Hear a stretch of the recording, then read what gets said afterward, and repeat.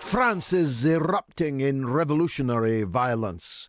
The President of France, the diminutive Tony Blair of the continental mainland, Monsieur Macron, has deployed 80,000 riot police across the whole country, including tanks on the streets of Paris. But it won't stop the people of France, who, whatever else you think of them, certainly know how to protest. The proximate cause of the events that have become symbolized by the Gilets jaunes, the yellow vests, was the imposition of a fuel duty which turned out to be the straw that broke the camel's back in the patience of the people of France with the neoliberal austerity government of Macron. Just in parenthesis, isn't it amazing that the three governments in the world who more than any other lecture other people on how they should run their countries seem to be out of control of events in their own countries? I refer, of course, to Theresa May, Emmanuel Macron, and Donald J. Trump, and all of those three will feature heavily in the mother of all talk shows this evening. But the point is, as Harold Macmillan once said, it's not one damn thing, it's one damn thing after another. It's no longer about the fuel duties, which have, in any case, been suspended and soon forgotten. It has now become a people's referendum on the streets of France against this little would-be Napoleon, who doesn't bear any comparison except in this regard. He was the youngest French leader since Napoleon, and he now has lower standing in the French Republic than Napoleon III, who was, of course, overthrown in a revolutionary upheaval. The same may very well happen to little Mr. Macron. Do you remember all those centrists like Gary Lineker, like Vince Cable, who were telling us, couldn't we have a Macron here in Britain? You don't hear much of that now, as he may be swept aside, and in the next couple of days. Ditto, of course, the British government of Theresa May. The rumour mill at Westminster is swirling with different possibilities between now and Tuesday, the culmination of 5 days of debate on Theresa May's Brexit deal.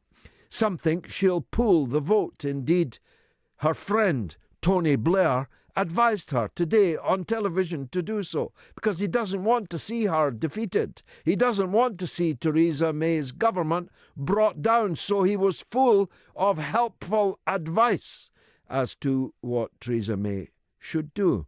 Seems incompatible with continued membership of the Labour Party to me, but hey, what do I know about that?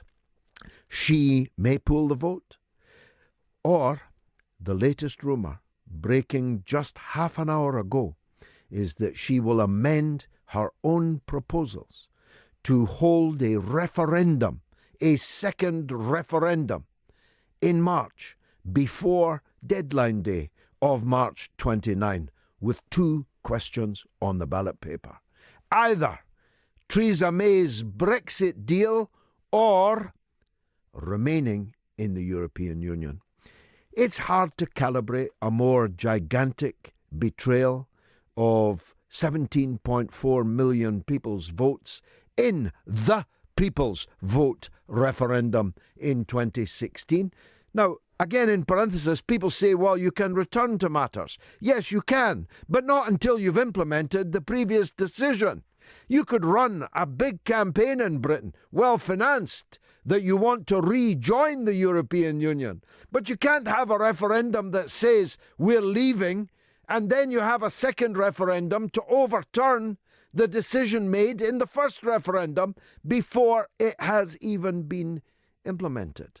And of course, this choice would be between arsenic and strychnine for many of us, including me, because I want to leave the European Union. Neither of those options, in what is reported to be in the Prime Minister's mind, is leaving the European Union.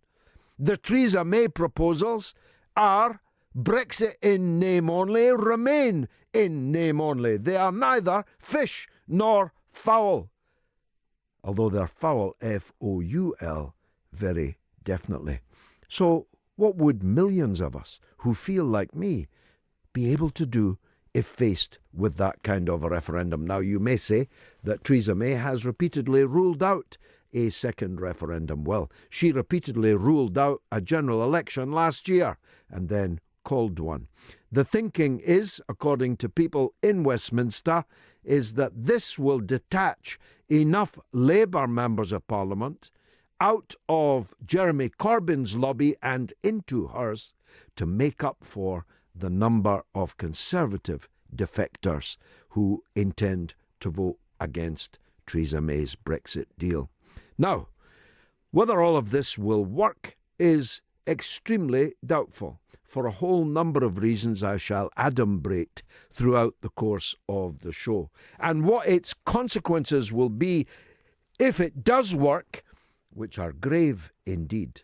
In fact, if you want some investment advice from me, I'd invest in yellow vests in Britain if I were you. We'll have to wait and see.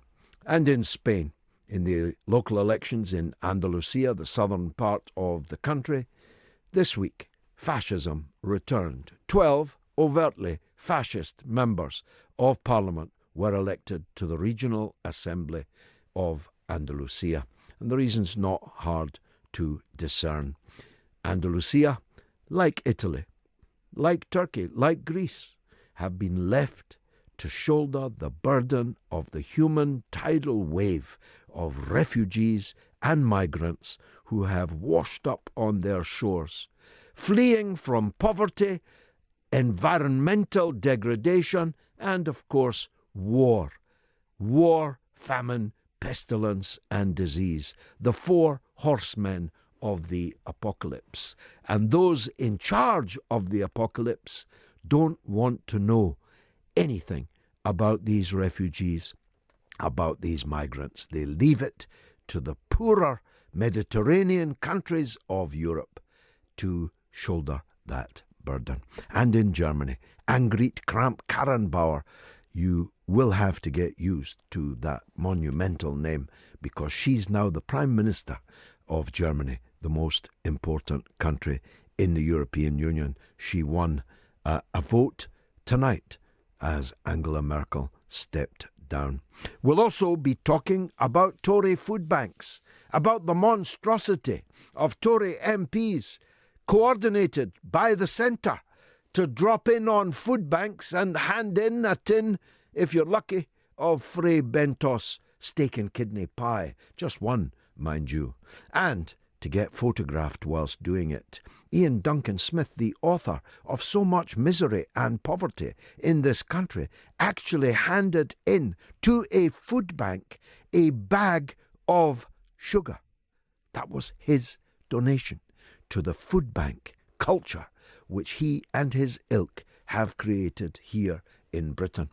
I really advise them to open the bag and check that it is sugar. We'll be talking about poverty as it impacts on women specifically. And we'll be talking to a redoubtable campaigner, Joanne Welch, who is a campaigner for Back to 60. That is back to the official retirement age that women born in the 1950s were fully entitled to believe would be their entitlement when they reached the age of 60. But the government stole their pension, and there are millions of them. It is an election-changing segment of the British population, and unless the government satisfies their demands, they're going to lose literally millions of votes from these women.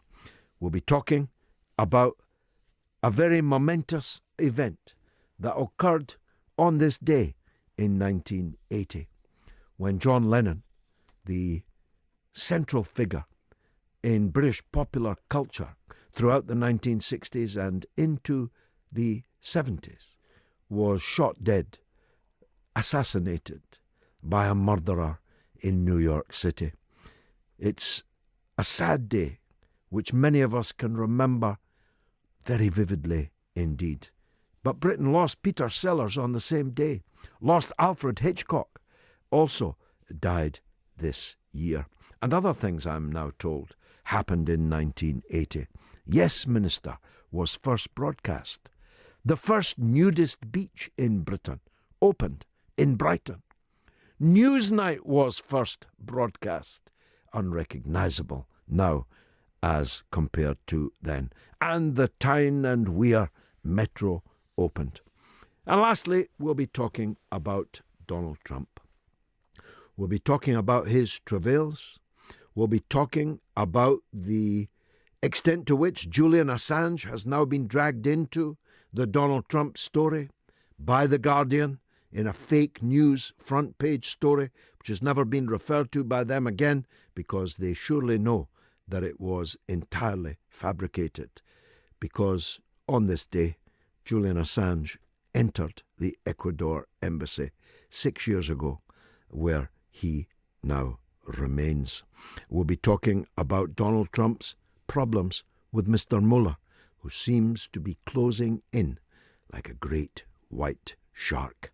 All of that is coming up on the mother of all talk shows. The number is 0344 499 1000. You can email me via the website at talkradio.co.uk. You can text me, text the word talk followed by your message to 87222, though that will cost you 25 pence plus normal sending charges. You can tweet me for free at George Galloway. Now, who'll be the 1000th backer of my film, Killing Kelly? I'm on 996. 997 I'm on at the moment. 3 more to go. Matthew Wright, my talk radio colleague, donated just an hour ago, and he's looking forward to a double galvanised production, which, Matthew, if you're listening, as I know you often do, it will be if we can get there. So I'm on £32,262 and 73 pence. Who gave 73 pence? Hope it wasn't Matthew. Now, I've got to get to 50, so there's 18 to go, and there's 18 days to go.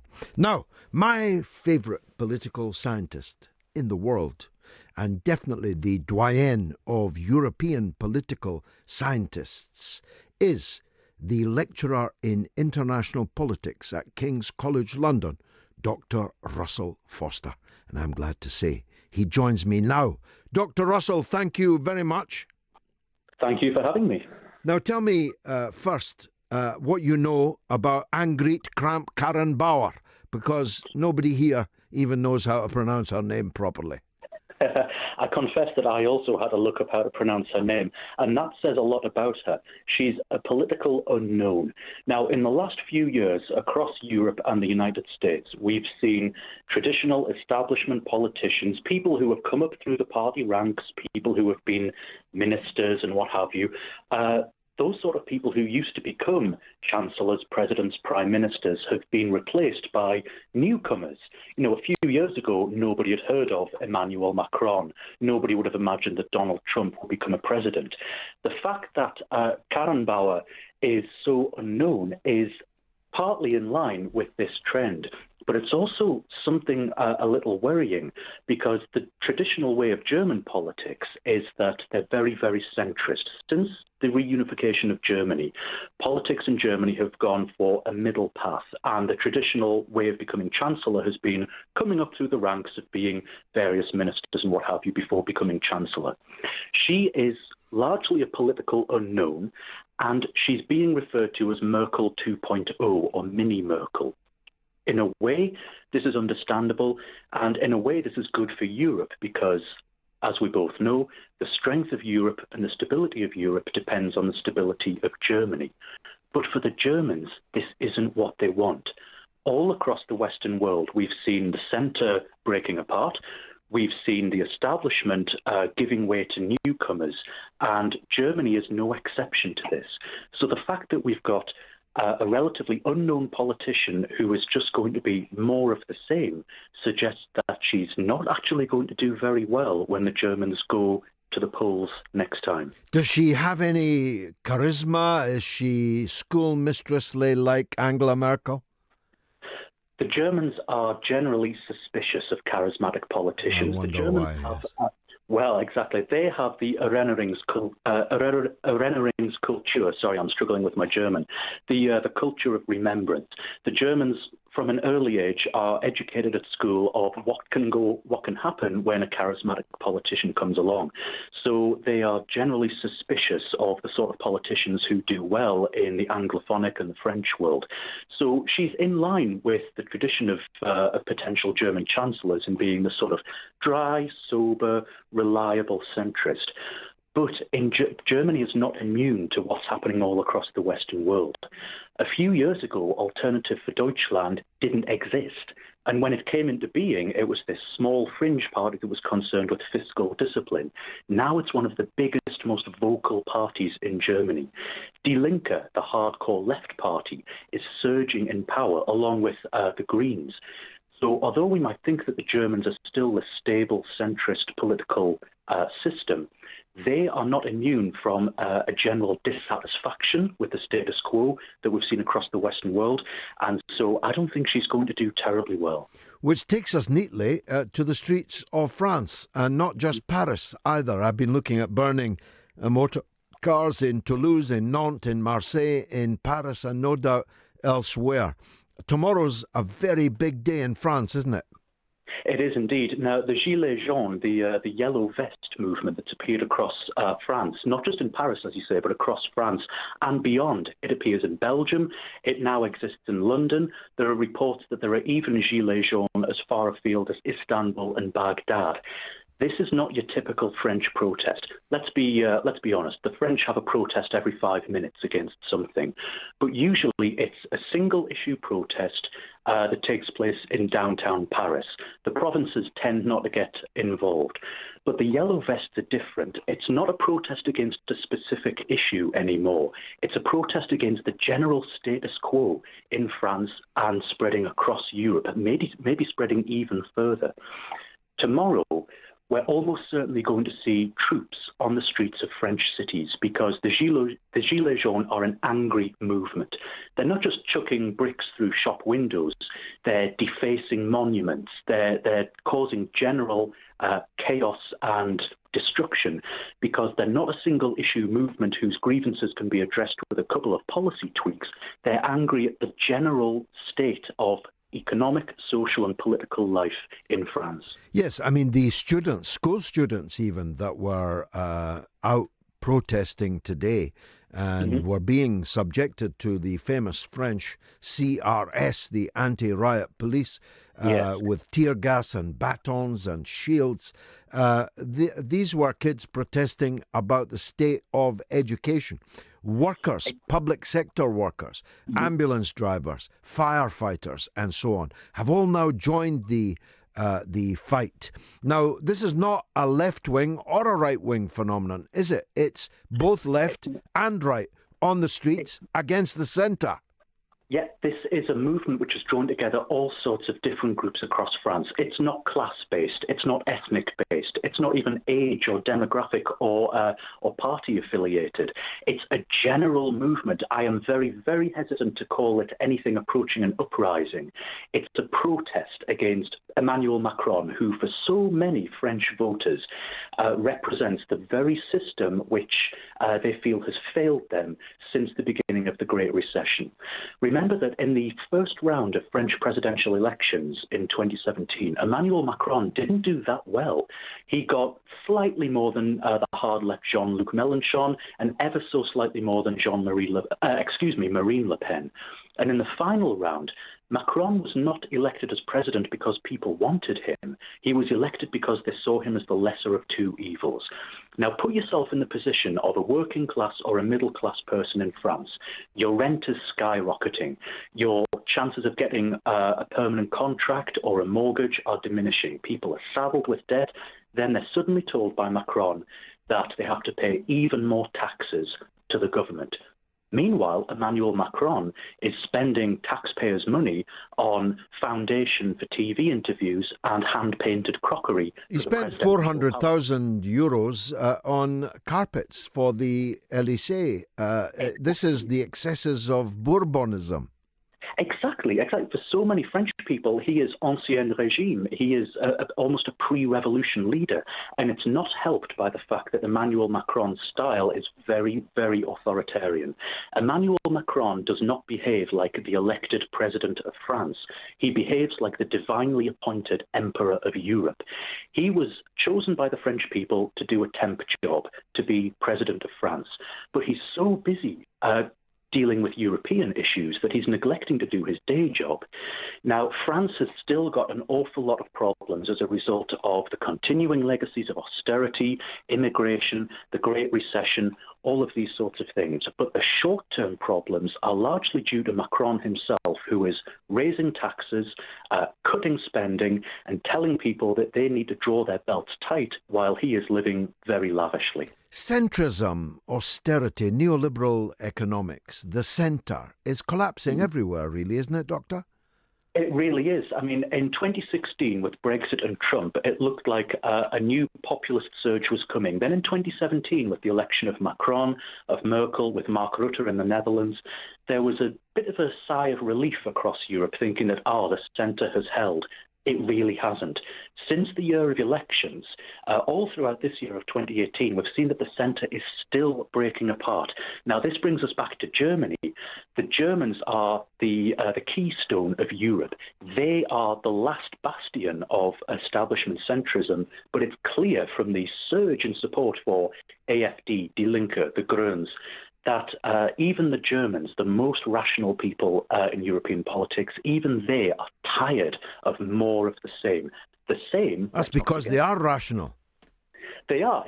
And let's not forget that the centre for tens of millions of Europeans, the centre is precisely what caused the migration crisis, the financial crisis. And it's the centre for them which has been responsible for making the working class and the middle class pay for the mistakes of the establishment. Now, if this instability in France and in Germany, what does that mean for the EU that we are or maybe aren't leaving in a few weeks? Well, let's take the French first. This isn't approaching a revolution. It's nothing like that. Macron will almost certainly be able to diffuse the situation by changing the budget. The most recent French budget that came in squeezes the bottom 5% of French society while giving eye-watering advantages to the top 1%. He's already made indications that he's going to change that. But what it means for the French at the 2022 elections is that Macron's new movement, which embodied hope for a lot of people, is dead. Like Alexis Tsipras in Greece, people are tired of him, he'll go. The next French election is going to be between the hard left and the hard right, so that's something to keep an eye on. In Germany, it's very possible that this newcomer could become chancellor, but Germany is not that different to the rest of Europe, and things can change very quickly, as we've seen in the last couple of years. One noticeable point is that Germany is no longer the banker of Europe. If you think back to the height of the Grexit crisis, Germany bailed out the Greeks and thereby prevented the Eurozone from having some sort of a domino effect. Germany can't do that for Europe anymore, partly because the political will is no longer there in Berlin. All across Germany, German taxpayers are resentful that their money is being given to Mediterranean countries. And because the next Eurozone crisis, when it comes, and it will come, is going to involve the Italians, and the Italian economy is far too big for even the Germans to bail out. So although it's not an immediate concern, give it a couple of years and we're going to see the aftershocks of France and Germany. Finally, and I'm grateful for your time, Doctor, the Spanish elections this week saw the return for the first time in many decades of actual fascists to Yeah. publicly elected office in the form of the Vox Party. Tell us about them, if you will. Well, the Vox Party has gained a few seats in the local parliament of Andalusia, a region in the south of Spain. Now, generally, Spain has been on the blunt end of austerity packages from the European Union, and it hasn't been on the front lines of migration to the same extent as the Greeks and the Italians, but the Spanish have been dealing a lot with the migration crisis. The region which has voted for Vox, has voted in some Vox MPs, Andalusia. This is an area whose economy is dependent on agriculture and on tourism. And these are two sectors that require a ready supply of cheap, unskilled immigrant labour. So there's quite a lot of migration movement in this area. That's upsetting the Spanish taxpayers and Spanish citizens who are already concerned about how much they're paying in tax and concerned about their identity being eroded. And remember that Spain still hasn't got over last year's Catalan crisis, when it looked like there were going to be breakaway movements within Spain. Vox, as you correctly point out, is an unashamed fascist party. They effectively fly the flag of General Franco and are proud of it. They're very, very centrist. They believe in authoritative, centralised monarchical control from Madrid. Now, although we're not going to see the same phenomenon in other European countries whereby open fascists are coming in, what's happened in Spain is an indication of what the Dutch call a verrechtsing across Europe, a general shift to the right. And this is something which is going to continue into the immediate future all across Europe. My goodness, what a success story this European Union turned out to be. Dr. Russell Foster of King's College London, thank you very much indeed for joining us. Mal in Belfast says, I fear that the true democracy of the real people's vote in 2016 has been betrayed by the dissenters in Parliament and is now dead. As the Remain MPs rub their grubby hands in glee, it is not only Theresa May who should go, but all those who have stifled this Brexit process. I call on the 17 million plus who voted to leave to ignore and refused to cast another vote in another referendum, and let Remainers rejoice in their victory of the lowest turnout ever recorded in a countrywide vote. Well, I think that's a tactic that will be appealing to many people, Mal. I cannot myself vote for Theresa May's Brexit proposals, and I don't want to vote for remaining in the European Union. So I suppose a mass abstention is of interest to me. Let's hear what people think about that. 0344 499 1000. That's the number to call. Now, I especially want women callers this evening because we are talking about the special effects on women of the poverty that the UN rapporteur uncovered. And we're talking about the cheating of millions of so-called waspy women, women born in the 1950s, who had planned their lives based on a pension at the age of 60 that was then taken away from them. So if you're a woman caller, of course, you'll be prioritised. 0344 499 1000. And Graham in Amesbury says, George, I'm a traitor. I was a devotee of a lesser-known and inferior talk radio station. However, I find the sheer common sense and broadcasting talent of yourself, Julia Hartley Brewer, and Mike Graham has me returning my retuning my DAB even out here in rural Wiltshire. Keep up the good work, Graham in Amesbury. Nearly right there, Graham.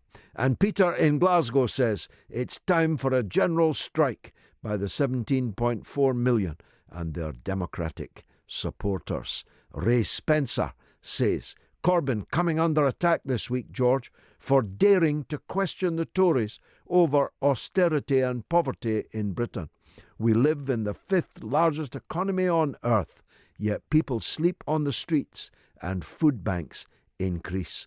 The comfortable have been disturbed. Thanks to those now piling in on my Kickstarter for the David Kelly film. It's now at 1,005 backers, and the total is £32,868.73. Can somebody round up those 73 pence? I don't want to have to keep saying that, but that's fantastic. Thank you very much. Please keep giving. There's 18 days to go and 17,000 still to raise. Satjinder says, yes, Minister, in terms of literate dexterity, is the greatest sitcom ever made. Writers Jay and Lynn never dumbed down to their audience and considered the viewer as equal. Humphrey Appleby is one of the greatest comedic characters, but probably too true. Too true indeed, Satjinder. I have met many Sir Humphreys in Parliament. So the number to call is 0344 499 1000, particularly if you disagree with me, particularly if you are a woman. The second hour will be looking at poverty and the deliberate by a decision by politicians to take the old age pension away from women born in the 1950s. 0344 499 1000. You call us, we call you back. It needn't cost you more than a penny or two, and we'll put you on the radio. Here's Peter in West Yorkshire. Peter, welcome to the show.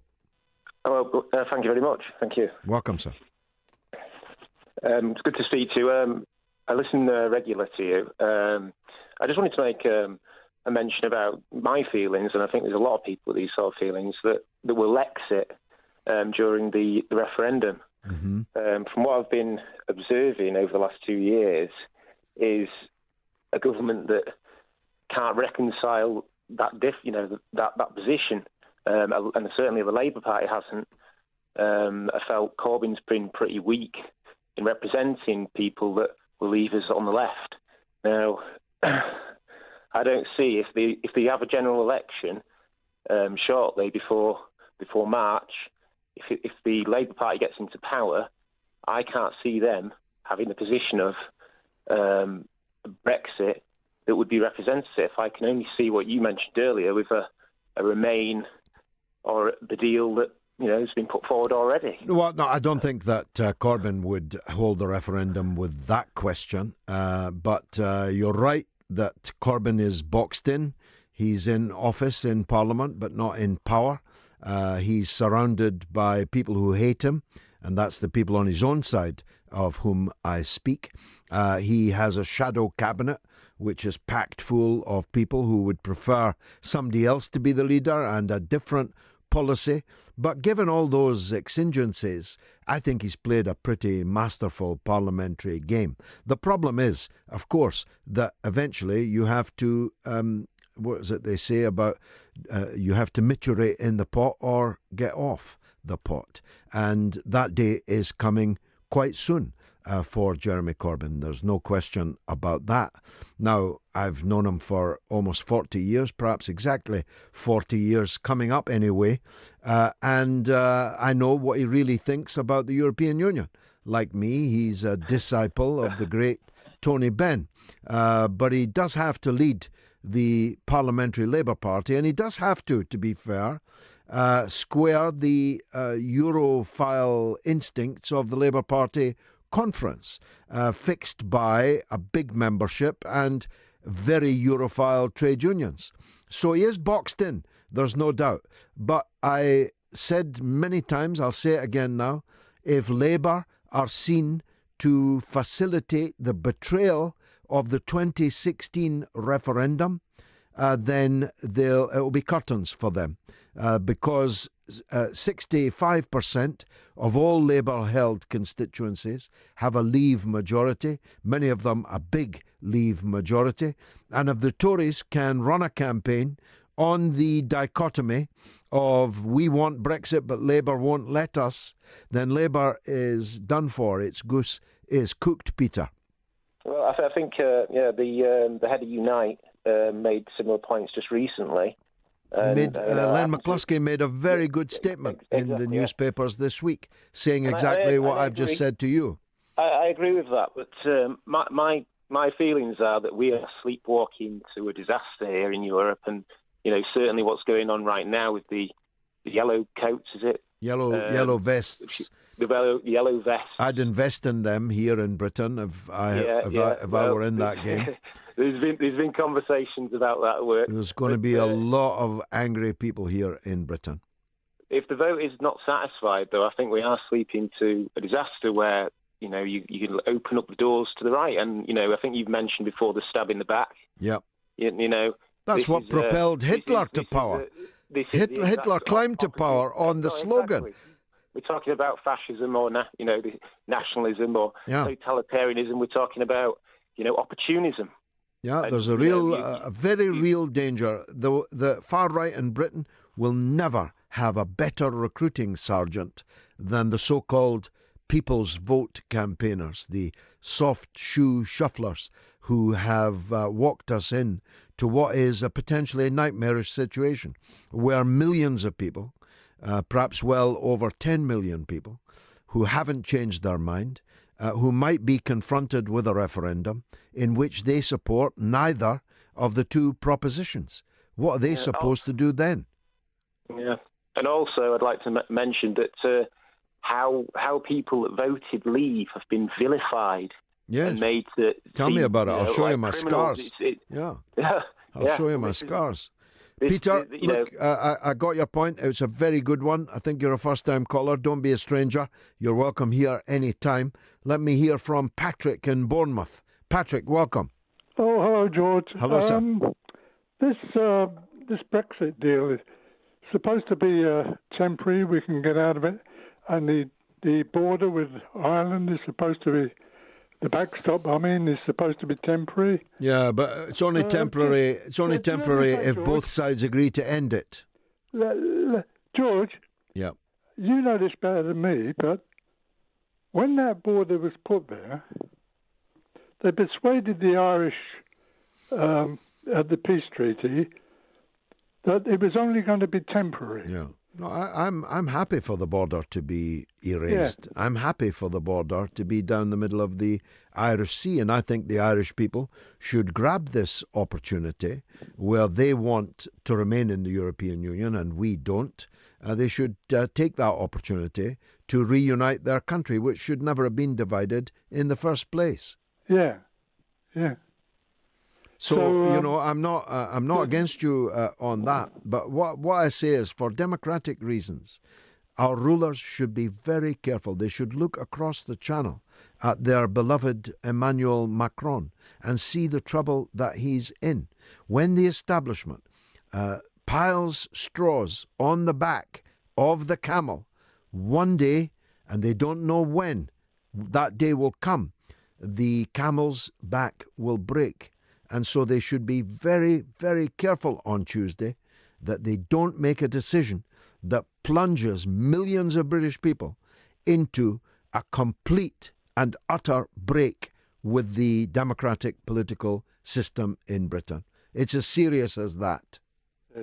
Thank you, George. Thank you, Patrick. Excellent call.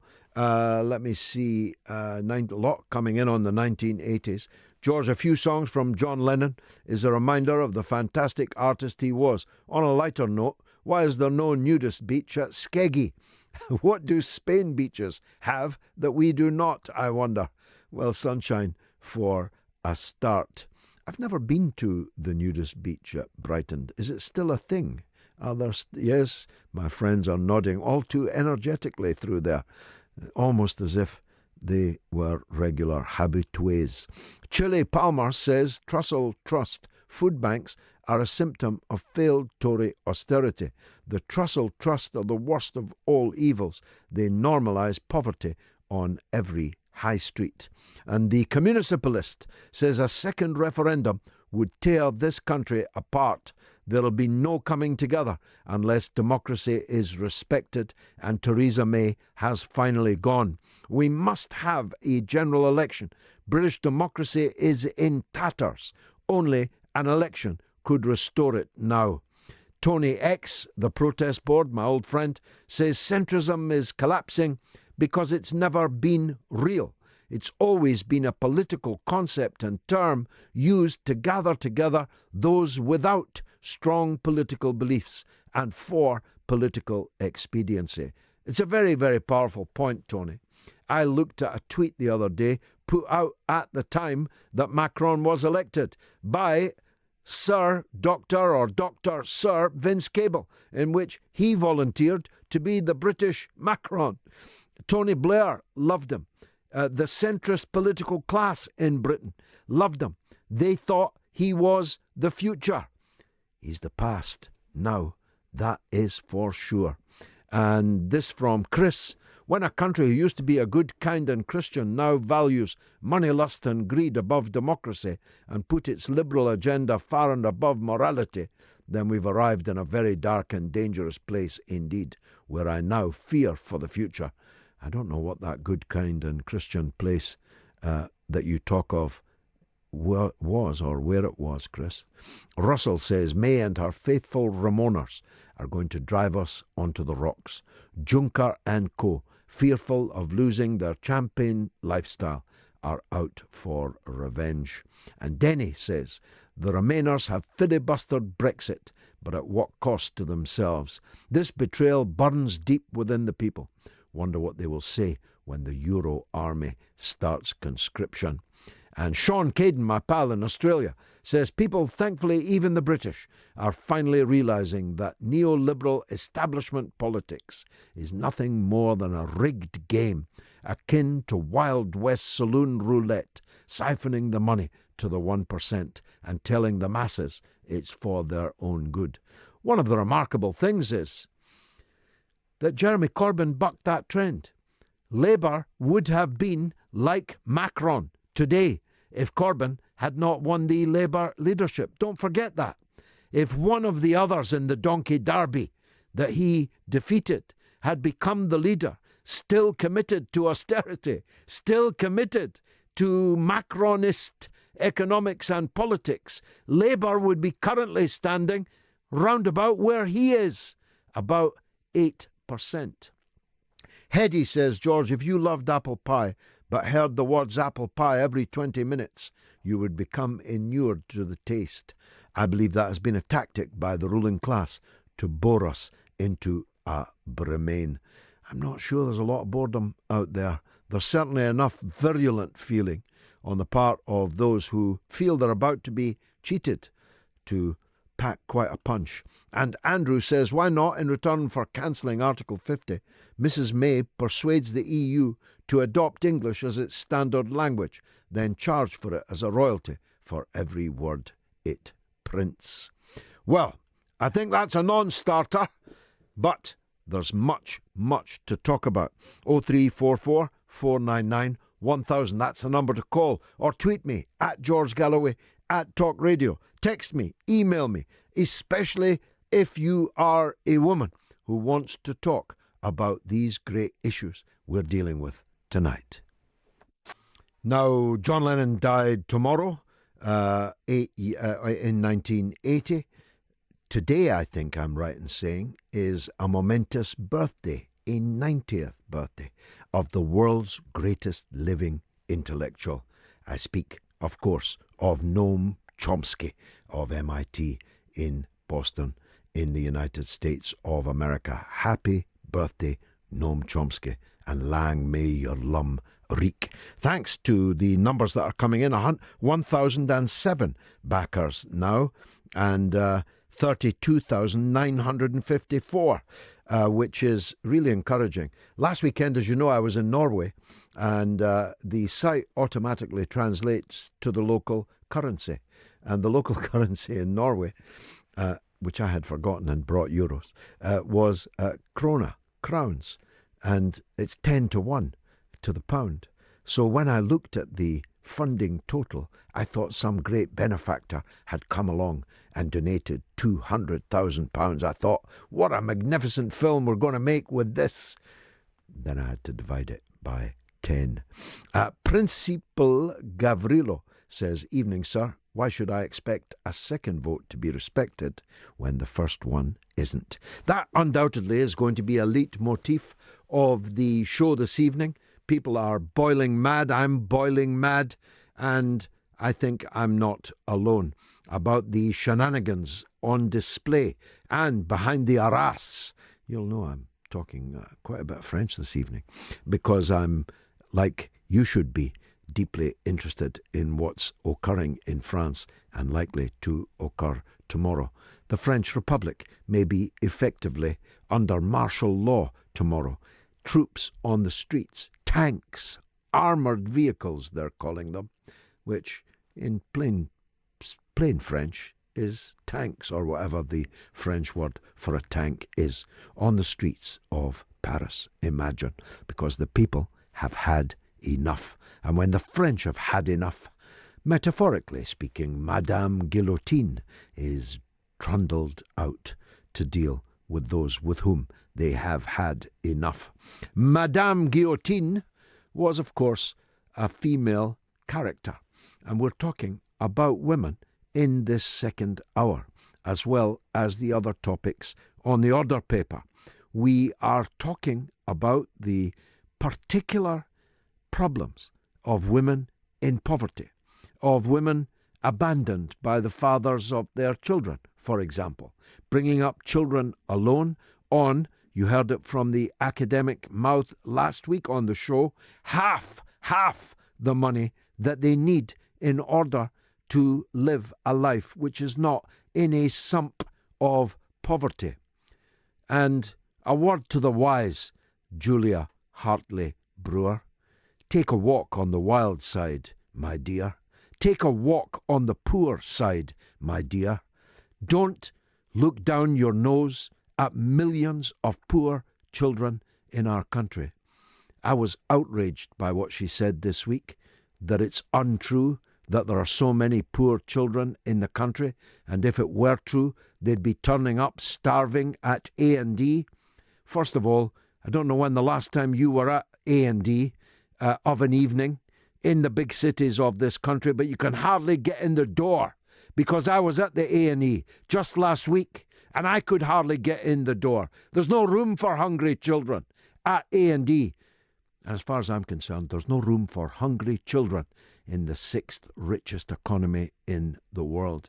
There's no room for food banks proliferating like Topsy all over this country. There's no room for Tories turning up for photo opportunities to hand over a bag of sugar, as Ian Duncan Smith did. A bag of sugar. That was his donation to a food bank in his constituency.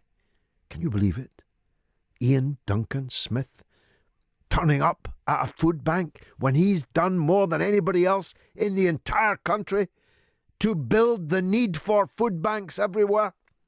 And we're talking about the particular issues of the WASPy women, the women born in the 1950s who worked all their lives and planned their lives based on the fact that they'd be retiring when they reached 60 and getting the pension that they had paid and contributed for, only to find that as a measure of austerity, irrespective of their own economic financial position, at the stroke of a politician's pen, they were no longer going to get their pension and would have to work another 5 years before they could get it.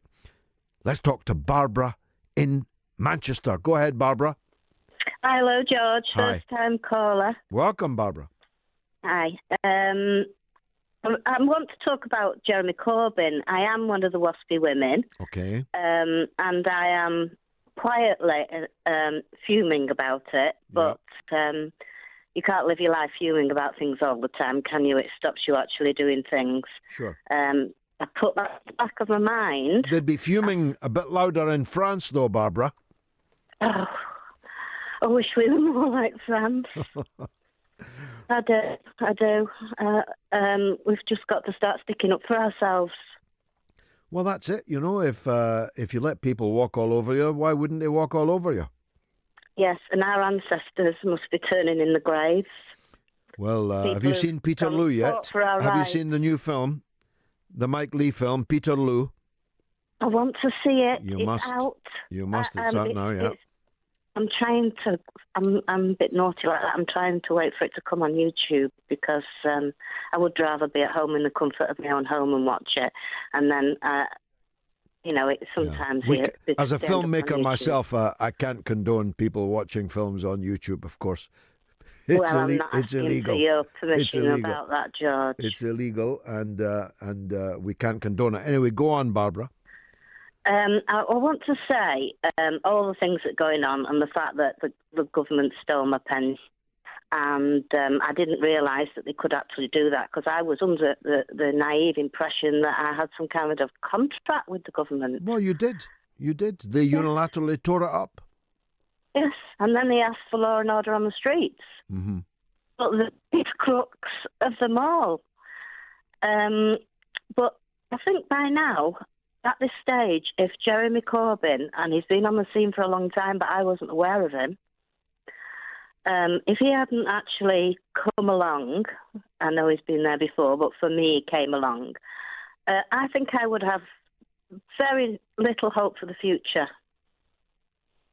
Well, I think that's right. If he hadn't won the Labour leadership, the choice in Britain would be the same Tweedledum or Tweedledee or two cheeks of the same backside that is now so discredited elsewhere in Europe. Yes. And the other thing is, when's Tony Blair going to get his comeuppance? Because he stopped us having a Labour government years ago. Well, if as long as God gives me breath, I'll be pursuing him, Barbara. But just tell us how the pension decision affected you. What did you have to change because of it? Well, what happened for me was I was quite unfortunate. I became ill and had to give up work. And the timing of it would have been I would have had my pension.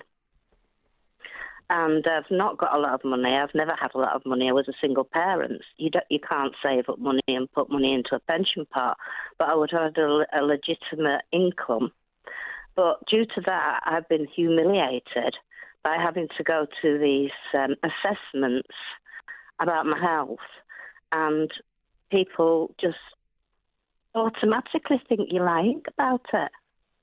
And that's the thing that's annoyed me the most, because I'm a manager and I can manage, but it's the humiliation of putting me in that position. And I think to myself, you know what, I wouldn't have had to go through this if the government hadn't stolen my pension off me.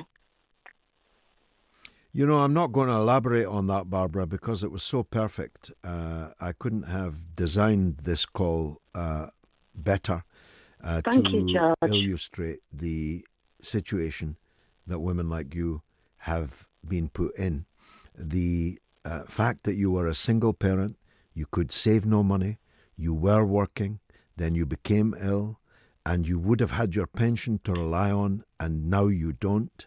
You were robbed of it, and you're angry, but you're quietly angry in a very English way. It really is the perfect, quintessential depiction of the situation we are discussing here this evening. I'm deeply grateful to you for your call.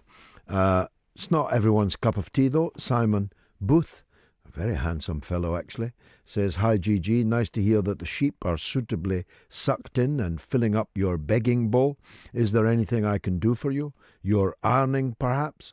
By the way, that texter who said he has come over from the London local radio station must be comforted by your local London radio station style show. Well, thanks for listening, Simon, as always, as you do every week, and writing in as you do every week. Jimmy says 1980 was not a bad year because I was born. Celtic won the Scottish Cup against the Old Rangers in the Battle of Hampden, and Michael Lee was World Speedway Champion in Gothenburg. I really enjoyed Scandinavia, even though it was awfully dark. The Reverend Paul Booker, Evening Reverend, says, as good as the second referendum abstention sounds, I really think that Remainers would relish that, as they'd be able to use news of the low turnout as an excuse to say that us Leavers were just ashamed to vote for Brexit again. But Brexit will not be on the order paper, Reverend, if you'll forgive me The whole point of it is it's a choice between Theresa May's Brexit deal and Remain. And neither of those two things is Brexit. So how can you vote for Brexit when Brexit isn't on the order paper, isn't on the ballot paper? So I think a very active and vigorous abstention campaign would likely result. But I'm confronting this for the first time. I'll have to hear what other people think. I personally will not accept a referendum with that false dichotomy on the ballot paper. I cannot accept it. Tony says, what a call from Barbara. The grim reality of what the waspy women face laid bare for us. It was indeed, Tone. Marek says, today it's Noam Chomsky's 90th birthday. In honour of the great man and the protests in France, this quote seems appropriate. Changes and progress very rarely are gifts from above. They come out of struggles from below. One of many thousands of bon mots from the great Noam Chomsky. Let's hear from Terry in Newcastle, who's also a first-time caller and therefore exceptionally welcome. Terry. Good evening, George. Good evening, sir. Right. With regard to the state pension, George, our main gripe with it is that my wife didn't have any notice whatsoever of a 6-year hike in her state pension age. In fact, she didn't know a thing about it until she was on social media and she found this group called Back to 60 that were fighting for their rights, for their pension. Yeah, we've got one of their leaders coming up shortly, Joanne Welch. Oh, yeah, I think I've heard of her. She's very good. Great campaigner. She is. From what I've seen of her on social media, she's actually doing a fantastic job for us. But as I say, we never had no notice whatsoever, George, of this 6-year increase in the state pension age. By the time my wife gets her state pension, I'll be 73. And by then, George, we will have worked 102 years between us. My goodness. Because I left school at 15, the wife left school at 16. And as you can imagine, George, our retirement, along with many, many others, not just ours, our retirement has been completely ruined. Goodness knows how these ladies who are suffering really bad health, and their husbands, the families who have been through bad health, they must be going through hell. If you don't mind me saying that, George. No, I don't. It's a very powerful call again, Terry. Yeah, it as I say, George, it is. It's so frustrating, and the misery that this fiasco is causing, it's unbelievable. It's not just the women that are involved. It's their children. It's their husbands, the complete families. They're just going through misery. And as well, frustrating part is, George, these women have paid in over the years. Of course. And they had a contract, as Barbara said. Exactly. They had a contract with the state, and it's been broken by the state. That's and right. silently, no real publicity around it. There's millions of people involved, and yet there's a lot of people listening to this show tonight don't know what we're talking about, Ter. Exactly. Now, that's what else we find, George. We find that not many people are aware of this Back to 60 campaign. They're completely unaware. You know, we were talking to a lady in the supermarket today. She's 58, and I happened to say to her, do you mind me asking, love, what age do you retire? She says, I shall be retired in 2 years' time. I'm 60 in December or something like that. I said, well, you're in for a great shock, love. I said, because you've now got an extra 6 years to work. And she just couldn't believe it, George. And we find that so it's throughout everywhere we go. These ladies, the vast majority of them, they're just not aware of this 6-year increase in their state pension age. It's really incredibly shocking. It is. How the heck anybody can, put this through government or parliament, whatever it is. They've just got no feeling what... Well, it wasn't opposed properly. It wasn't opposed by New Labour. The pre-Corbyn Labour let it go through without making a fight of it. That's right. And then didn't the coalition speeded it up at one point? Yes, they did. I believe, yeah. The coalition speeded it up, and now they just don't want to know. So in my opinion, George, every government, every party is at fault. Apparently Labour, they want to say we'll let you retire 2 years early. No, they won't let us retire 2 years early, George. They want to retire us at 64, which in my book, it's not 2 years early, it's 4 years late. And at that, they want to give us a reduced pension for life. These women are being robbed from all ends, George, and it's so frustrating for them. Brilliant call, Terry. I'm really grateful to you for it. Terry in Newcastle in Staffordshire, thank you very much indeed. John says austerity-loving EU need the rise of far-right figures like Le Pen, who scapegoat refugees rather than the austerity policies of EU bankers causing inequality and poverty. And Simon Bartle says, my heart goes out to Barbara, who called Moats just now. Such a gross injustice to a noble generation. Those who did this should hang their heads in shame. Now, we heard from Barbara and we heard from Terry very, very powerfully and so sincerely, so simply, so quietly discussing the great injustice that has been visited on the women who thought that they were retiring at 60, some of whom are walking around now thinking they're going to be retiring at 60. One of the most redoubtable campaigners and one of the best campaigns I have ever seen is the Back to 60 campaign. And we have one of their leaders, Joanne Welch, on the line now. Joanne, welcome to the show. Oh, good evening, George, and thank you for that. It's sincerely meant. Now, it does help your campaign that you are actually dealing with a rank injustice that no one can defend, and no one thought they'd have to defend because they didn't bargain on campaigners like you. Sum up what the campaign is about, will you? Well, the campaign is about securing back the earned dues belonging to 50s women from those who are unfairly keeping our earned dues from us. And it's back to 60 for all 50s women. It's very simple, not complicated. You know, why should it be complicated? They're our earned dues, and we were thinking about this just in the last week, and Lord Rooker had tweeted just recently, and if you'll indulge me for a moment, he said, if the UK had a Pulitzer Prize, David Henke should get it for his work on the fraudulent NIS, National Insurance Fund. Insiders, including moi, have been aware of this for years. David has exposed it in an understandable way, the net tightens.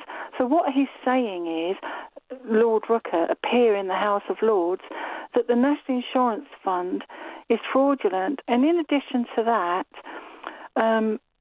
Paul Lewis said that there's £400 billion missing from the fund.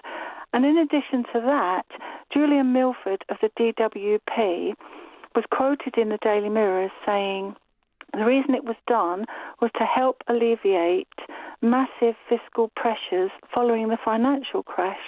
So we have to ask ourselves, equality, longevity, come on. You know, this, is really a bitter pill to swallow in the light of what I've just said. Well, that is the bottom line, that this was done to bail out the banks. This was done to pay for the blunders, even crimes, that bankers committed. Women, many of them poor women, many of them women in poor health, are now having to pay the price for severe fiscal pressure. Yeah, I mean, we have the economy on our backs is how we're feeling. So, what we're doing about it is we've done several things. Last Friday in court, our amazing legal team, led by Michael Mansfield. A national treasure, a lordship for Michael Mansfield, I say. Couldn't agree more, and we'll be sorting that out as best we can. So, we were overjoyed at their work in the court. Every single argument they put forward was accepted. And we were just overjoyed on that day, overjoyed, because everyone said, well, presumably those with a vested interest, don't do it, you'll never get anywhere. And trolls on Twitter hounded us saying, are you crazy? But, we actually, because of our excellent legal team, we've got a substantive hearing coming up, a 2-day substantive hearing, very soon. There's 42 days since the 30th of November, and then we'll hear what date the substantive hearing will be held. And what will that hearing consider? All the arguments from both sides. Your argument is that this was unlawful? Absolutely. The way it was implemented and the way it was tapered in was wholly discriminatory, and obviously the judge agreed with that. And she was very strict about time limits here. The other team, the defence, said they'd like more time to prepare, and she refused it. And she was very ardent about that, actually. So we were delighted. I mean, we were so thrilled. The women were crying outside the court with joy. We were dancing. It was just such a special moment.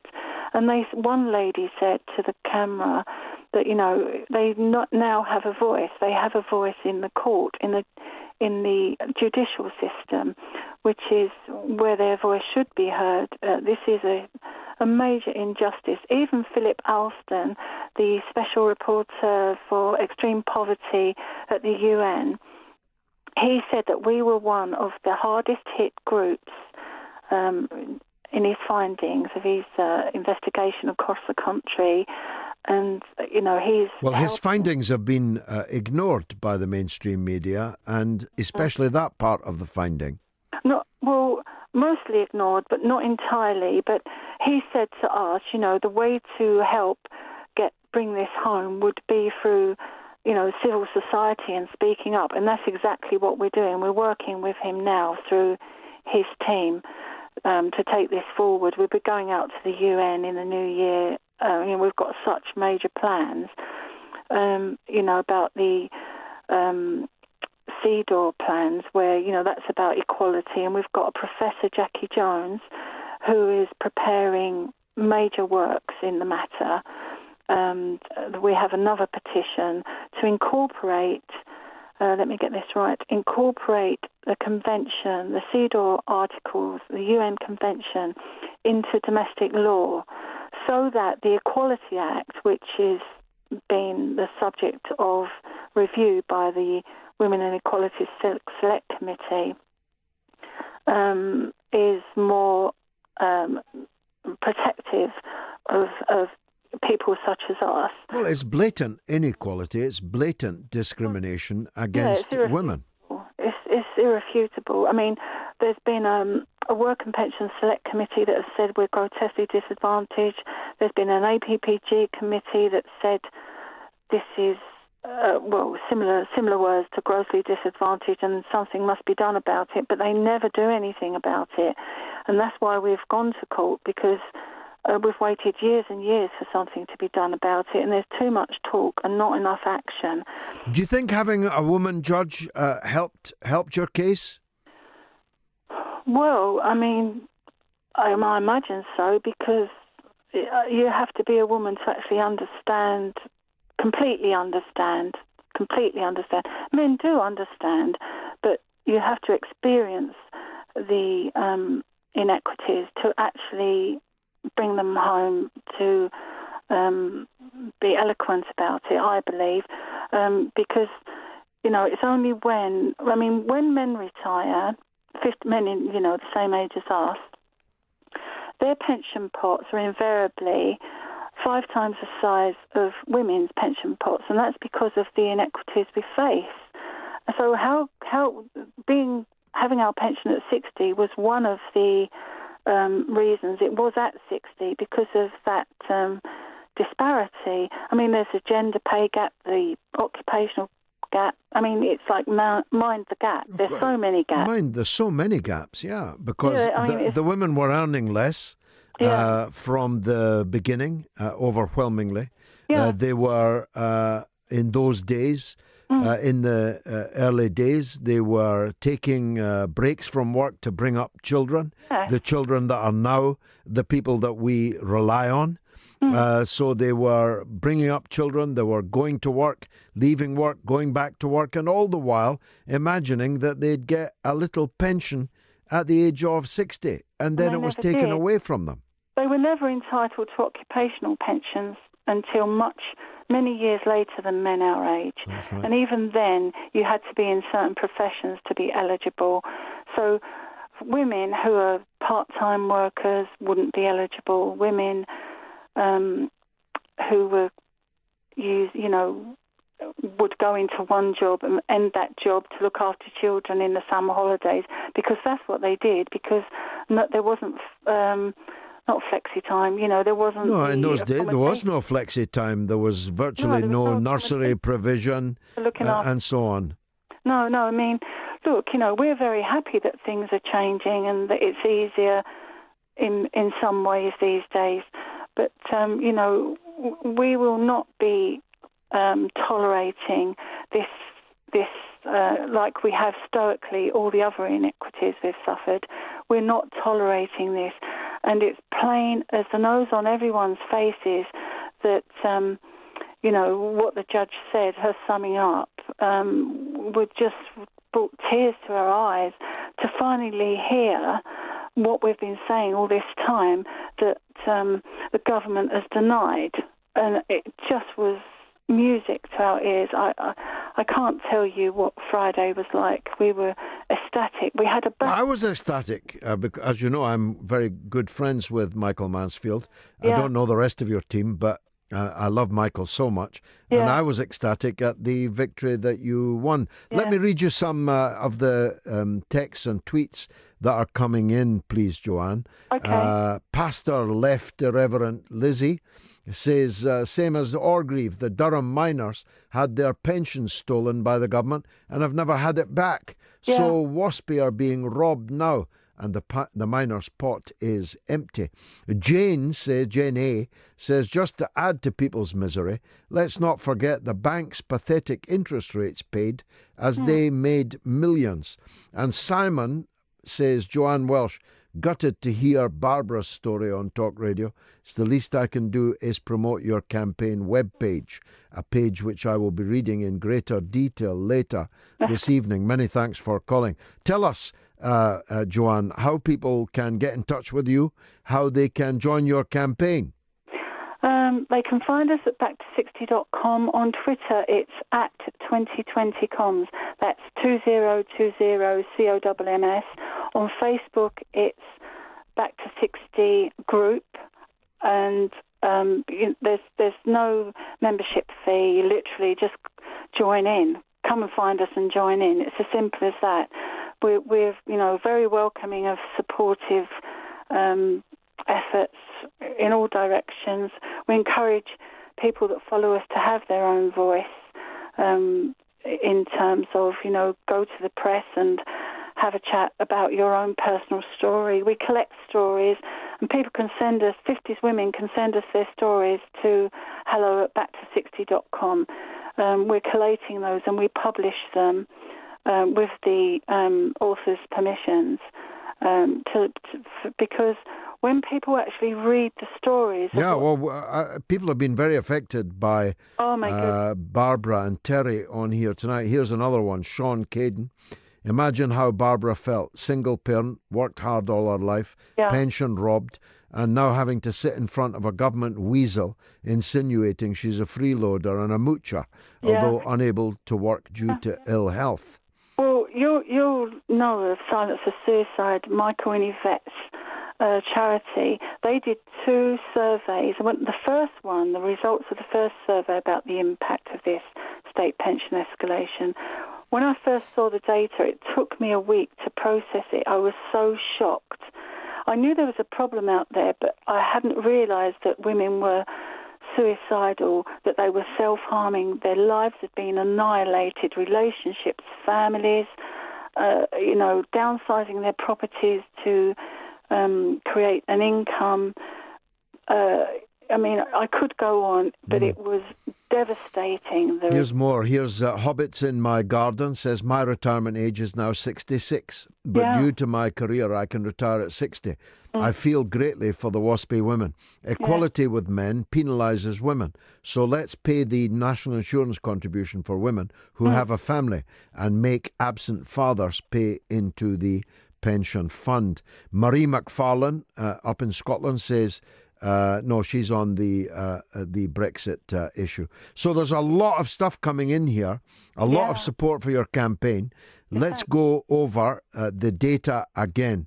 So it's backto60.com. That's your website. It is, yeah. Backto60.com is your website. On Twitter, you are, what, 2020 comms? COMMS at 2020 comms. And Facebook is Back to 60 Group. Okay. Thank you I'm so sure much. you'll be getting a lot of traffic from this tonight. Thank you so much. Joanne, thank you very much indeed for coming on the show. Now it's up to you to let the debate begin. If you think George Galloway... Now, Marie McFarlane, my old pal, says 6 left leave campaigns and not a whisper in the mainstream media. Millions of us campaigned tirelessly for a left leave vote, but were invisible. There is no way Jeremy Corbyn will betray the 14 million. We will see this when UK Labour is in power. And Marie goes on, how can any socialist worthy of the title want to be a member of the EU? It is quite extraordinary how the left, broadly speaking, has become the most fanatic section of the country in support of the European Union. It is one of the great mysteries of my life. Wax Donald Trump says not only will promoting a second referendum undermine Labour, a majority of Labour supporters are hoping to be in a position to nationalise and renationalise essential public services. This cannot be done if we stay in the EU, because they won't permit it. And Adam Gary, my fellow history boy, says Liberals have ruined the term centrism. Liberalism is not centrism. I am a true centrist. I believe in what Deng Xiaoping called market socialism, anti-war but not a pacifist, law and order against drugs and crime, but apart from that, socially libertarian. Malfunctioning marionette says, where is all the money going, George? WASPy women, homeless and traumatised ex-servicemen, the state-owned social framework sold off, NHS crisis, social care gone. Where has it all gone? It's been a 40-year, but especially vicious 8-year smash and grab. Let's hear from Daniel in Addlestone. Daniel, welcome. Good evening, George. How are you? I'm good, sir. The better for hearing from you. Yeah, no, kind of your last text kind of summed up what I was going to say. That's right. That's why I wanted to read it before you came on, because it's bang on point, yeah? Yeah, no, I mean, it's, you know, there are some people that are doing well out of this. I hate that us and them thing, because who are they? But, you know, people are doing all right out of this. And it seems to be, I mean, this idea of an elite. But no, first of all, before I ramble, the first callers you've had on, I mean, yeah, no, that was, you know, my heart goes out to them. And very powerful, weren't they? People like them. I mean, I was going to say, my mum, she's sort of in that boat as well, you know. So, but no, it's strange, isn't it? How some people are making money. I think, was it the old Jeff Bezos of the world, and the well, he's the richest man in the entire world, the owner of Amazon. And he gets $124 million richer every single day.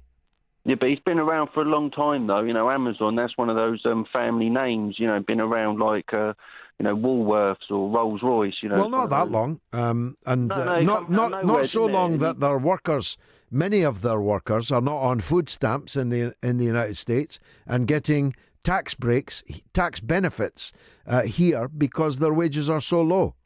But isn't that the conundrum with this renationalising things? Because whereas, like, with the trains, all you're doing is just keep bailing out. Instead of nationalising it, we're just giving the corporations money, ain't you? You're not... Yeah, exactly. 3 times the money we used to give British Rail when we owned it. So that argument don't stack up. But then it's all inviting in the Red Scare, isn't it, by renationalising things, don't we? It's not as unpopular as it once was. No, it makes sense to me. I would say... Try asking the commuters on Southern Fail. Well, why not offer people shares in the company? You know, people who work on the trains, why not offer them shares? Well, I think the country should own it. We paid for it, not the shareholders. Well, isn't that how it all worked with all the electricity and everything through people's taxes? All these things we paid for, we owned, and they were taken away from us and given to private individuals at a knockdown price. Tell Sid was the watchword. Daniel, thanks for the call. Tony X, the protest board, says you can be certain that a second vote would be respected if it came out for Remain. But that will never happen. Even the most entrenched of Remain voters must surely see that the EU want to make an example of the UK to retain their neoliberal hegemony. Let's hear from Paul in Manchester. Go ahead, Paul. Hello, good evening, George. Evening, sir. Nice to hear from you again. Thank you very much, sir. I've been very, very poorly with my MS, but I'm sort of making a bit of a recovery. A bit of a rally. Good. Nice to hear it, Paul. Here we go. You were born, I think it was 16th of August. 54, yeah. Yeah, I was 29th of August, 54. So the couple of weeks between the two of us. I do salute the ladies who are fighting for the pensions. But they've done us as well, you know, George. They've done us out of 8 grand. By the extension of the male pension? Yes. I mean, we now retire. You'll retire same as me. It'll be July 2000. You should have retired on your 65th birthday. Yeah. As it happens, the kind of work I'm in, I'll never retire. But for ordinary workers, that's what they had planned for and what they could have expected, should have expected to happen, yeah. Yeah. Well, when I say retired, I mean you won't retire, but you should have been getting your state pension, as it were, on your 65th birthday. Yeah. I should have been, but we've got to wait now till July 2000. We it equates to about 8 grand. It's obviously not as much as the ladies, and I hope they win the case, actually. They should do. They've got a real chance, and they've got the great Michael Mansfield QC in their corner, and he is truly magnificent at work. I mean, to see him at work is like looking at a flagship bearing down on the enemy. I mean, it's so grand, so magnificent. Yes. It takes the breath away. Brilliant barrister, yeah. Just before I go, George, your expertise, I know you was in politics for a long, long time. It's a pity you're not still in it. But your expertise, what do you think's going to happen with Theresa May? Do you think she'll throw the towel in? I'm hoping she does, because she's just intransigent. She's doing a lot of damage to the country. What's your opinion? Well, if you'd asked me an hour before I came on air, I would have said she'll lose by a barrow load on Tuesday and will either resign or be thrown out by the Tories. Because, as you know, they turn on their leaders quite comprehensively when they no longer need them or want them. Yes, I remember Thatcher being in tears. Yeah, exactly. Well, she, Ted Heath, Douglas Hume, Harold Macmillan, Anthony Eden, I mean, Stanley Baldwin, Neville Chamberlain. Yes. They were all brutally bundled out by their own team. But it was Thatcher that got rid of Heath, wasn't it? She did it out of leadership. Yeah. But then Heath sat in Parliament for another 30 years brooding about it. I used to talk to him about it for a lot of times. But in the last hour before I came on air, this rumour of May proposing a referendum to bring Labour defectors on side, to detach enough 50, 60, 70 Labour MPs from the Labour side, from Jeremy Corbyn's whip, on the promise that there'll not only be a referendum, but that the referendum will be between two propositions, one of them remaining in the EU and the other pretending to leave the EU in the Theresa May Brexit proposal. And that might cause a revolution in this country if that rumour turns out to be true. Well, just before I shoot off, George, you know what I think? I think there's going to be a general election. Well, I've been arguing for that for a year since the government got into these difficulties, lost their majority, a matter of their own foolishness, of course, and I think that that's the best way to resolve this. And I believe that Corbyn, as PM, could resolve it.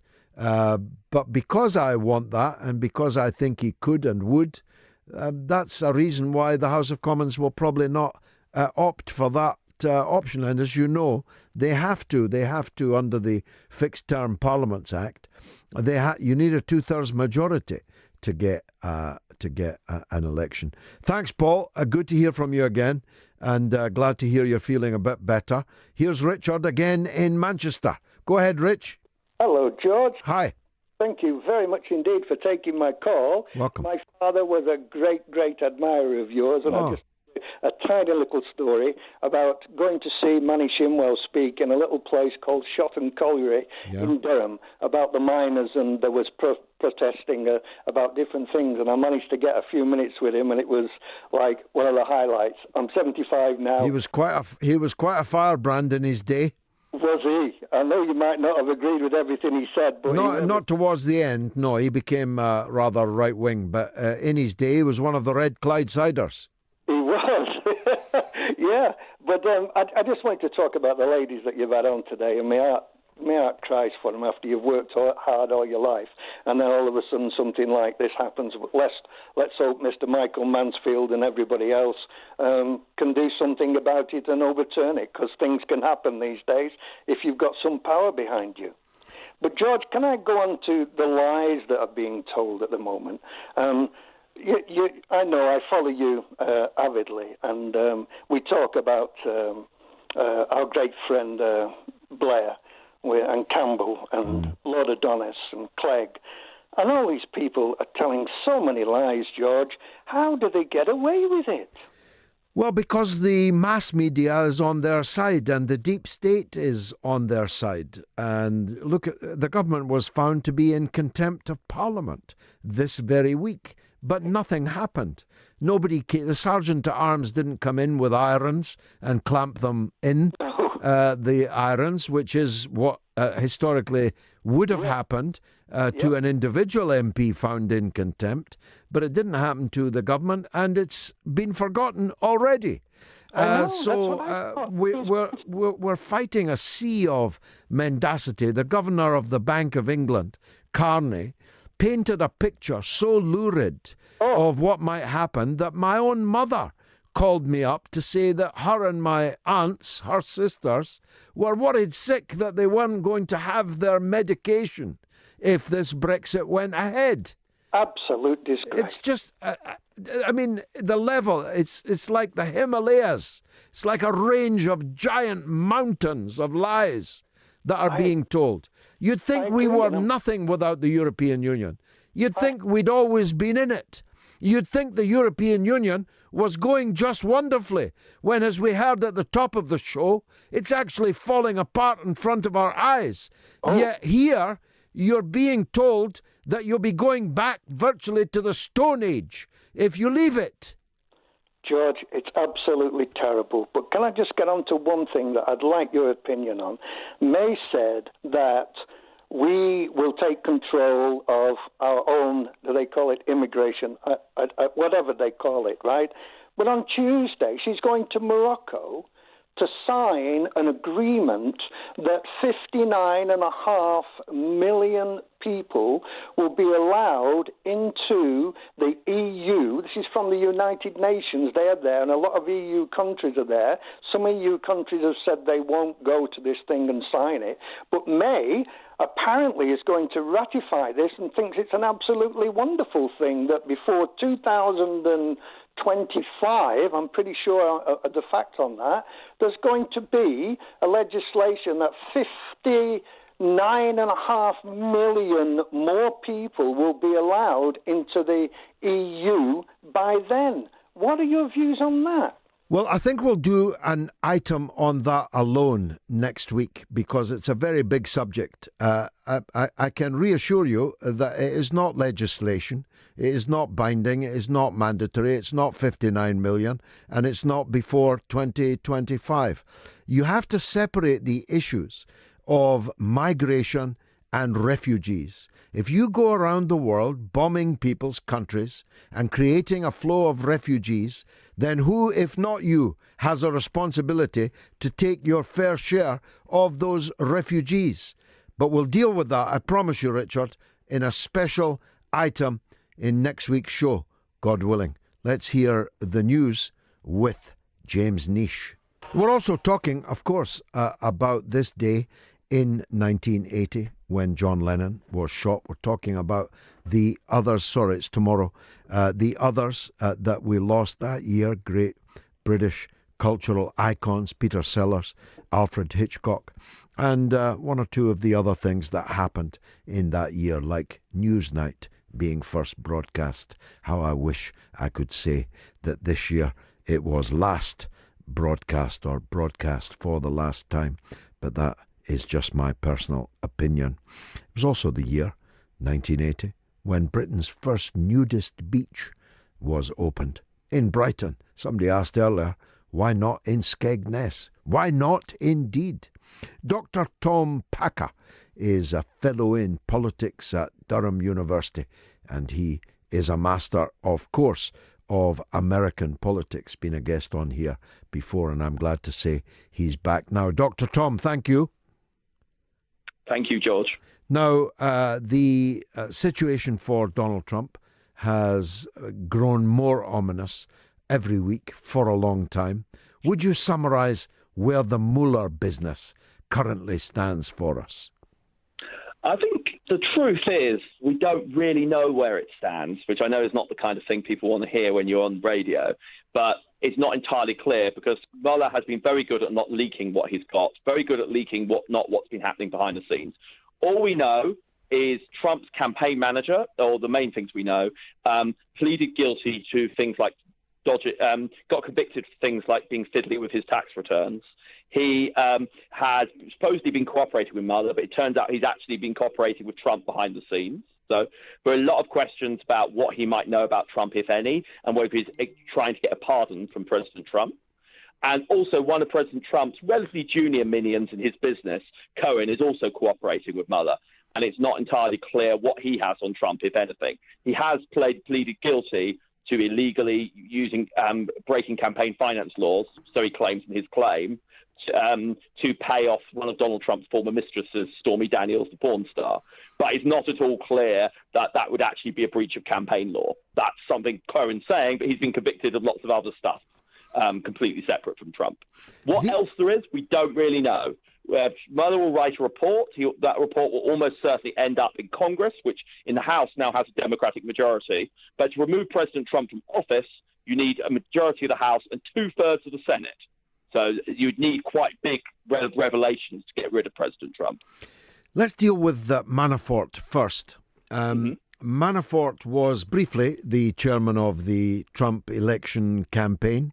He appears to be a fellow that put himself about many foreign regimes, principally the Ukraine, and we learned this week the government of Ecuador.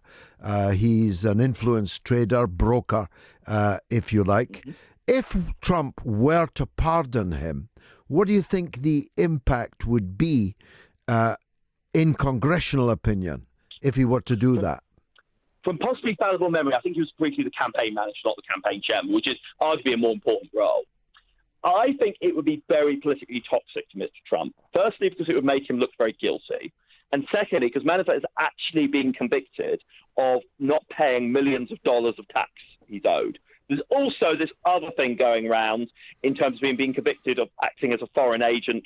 That's not being a spy. That's like lobbying for a foreign government without getting permission, which happens all the time. But I think it's going to be very politically toxic, pardoning someone for failing to pay millions and millions of dollars on their taxes. Everyone understands that's a fairly normal crime. People go to jail for all the time. So I think you could see if he does that, Republicans start to move against him, at least to some degree. And I think the chances of impeachment would rise considerably.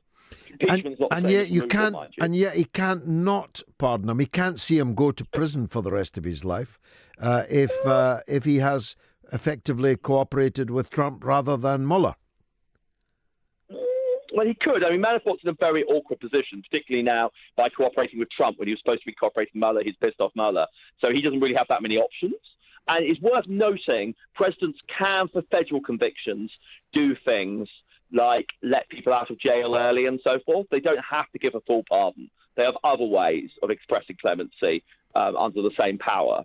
So, but it depends what Manafort's got on Trump. It wouldn't surprise me if he has very little on Trump.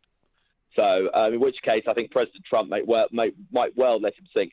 I think the more likely thing, because Manafort and Donald Trump Jr., one of Donald Trump's children, were at the same meeting with these Russians, is that he knows Donald Trump Jr. has done something illegal. So it may well be that President Trump's not protecting himself, but he's protecting his son. There's also there's another dichotomy, isn't there, Doctor, that the president can pardon someone for federal offences, but he cannot do so for state-level crimes. Exactly, and this was the other point I wanted to make, so thank you. Manafort may well have broken laws in places such as Virginia and New York, which are controlled by democratic political machines. So the prosecutors there are in part of a democratic system. And presidential pardon means nothing for convictions under that. So even if he gave him a full pardon, it's not at all clear that Manafort might not be brought down under some state laws for similar kind of crimes. And what about his erstwhile lawyer then? What do we know about what he has said?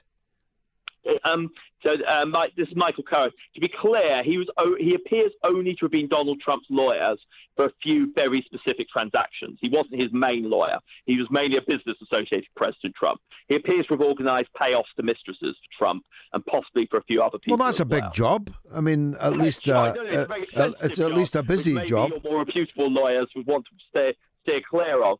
Again, that depends what he has on President Trump. And my suspicion is not very much. Now, there is the question of the payoff, but I'm not at all convinced you're going to get a big push for impeachment. Particularly, bear in mind, the Democrats will be in trouble, will be wary of that issue, because it will look, at least for lots of eyes, like hypocrisy, because they oppose President Clinton being impeached for lying about sex. And now they'd be impeaching someone for paying off their mistress. And I think even post-presidency, where he might be prosecuted, I personally don't think the Supreme Court is going to say paying off your mistress is a campaign finance violation. I think President Trump will ultimately legally prevail on the grounds that paying off your mistress is not a campaign finance violation. Now, is it the case, I saw him tweeting it, but that doesn't necessarily mean it's true, that his own personal political ratings actually went up in the face of all this and have now reached what is quite a substantial figure of 50%. At least he says so. Is that true? Well, it's certainly true that has been an opinion poll that suggested he was up to 50. As you'll know, being a former politician yourself, the fact is that with polls, it's best to look at the average. The most interesting polls are least likely to be inaccurate. What's actually been a striking feature of President Trump's presidency is that for most of it, he's clung around 43, 44%. He went up a bit before the November election, perhaps partly because Democrats, he was on the Democrats reminded Republicans they exist and they dislike them more than they dislike Trump. But what is true is there isn't much evidence yet of his poll ratings falling further. And I think that would be necessary for him to be removed from office, because all these Republican members of Congress, if he's at 40% plus, that means most of the people who support them like Trump. And they won't want to if most of their supporters like Trump, they'll be very frightened of getting rid of him for fear of what their supporters will do to them. So it is a very important rating, and it hasn't yet got down so low. He's unpopular for a president, but I don't think at the moment he's so unpopular he risks being removed from office. Now, he is a reality star, and he's appointed a TV star to be the UN, the new ambassador to the United Nations, a woman who was a Fox News presenter and who thought, indeed said on air, that she imagined on air that we had a lot of things in common with Germany, dating right back to D-Day. She seemed to think that we were on the same side as Germany in the Second World War. Ideal for the UN job, no? I think she's been a bit unfairly treated, to be honest. I mean, whether you should be appointed to such senior diplomatic roles, people with mostly media experience, is open to question. But if you are going to do that, the UN is possibly a good one, because it's very high profile, but most of the major decisions are arguably made in Washington by the president or the Secretary of State. So it doesn't necessarily have to be someone who's a massive policy expert, unlike, say, close relations with the UK or countries like that. So it's not ridiculous to have a media person. And I think she has been unfairly treated on that. Her point was, ever since World War II, America and Germany have been very close allies, which is kind of true. That there is a very real sense D-Day was that, because it overthrew the Nazi regime, which had a lot of support in Germany, but was ultimately a terrible regime for Germany as well as for all the other countries they victimised. It's an inelegant point, but if you appear on TV and radio a lot, all of us are going to make slips of the tongue occasionally. Oh, well, speak for yourself, Doctor. But lastly, and I'm grateful for your time, there's also now a new U.S. Attorney General who, it turns out, was a former legal official for George Bush. Tell us about him. Yes, he was for the George H.W. Bush, the president who's just died, not the one who was president second. Able lawyer, very capable guy, very strong bar. He has to be confirmed by the Senate, which will probably happen, but it's by no means certain. Very strong conservative, being slightly reluctant but firm supporter of Trump since he won the Republican nomination, and generally agreed to be a man who's both very able and of a high degree of integrity. So, for example, the Deputy Attorney General, Rosenstein, who has terrible relations with Trump, is apparently very pleased he's been appointed. So if you dislike an Attorney General who's a strong conservative, you won't like him. But if you're worried about an Attorney General who do dodgy stuff on Trump's behalf, Barr is highly unlikely to do that, not least because he's basically at retirement age. So he doesn't have something to look forward to. This is his last job. So he's going to want to lead himself a historic reputation. He's going to set a high bar. A high bar we're talking about here.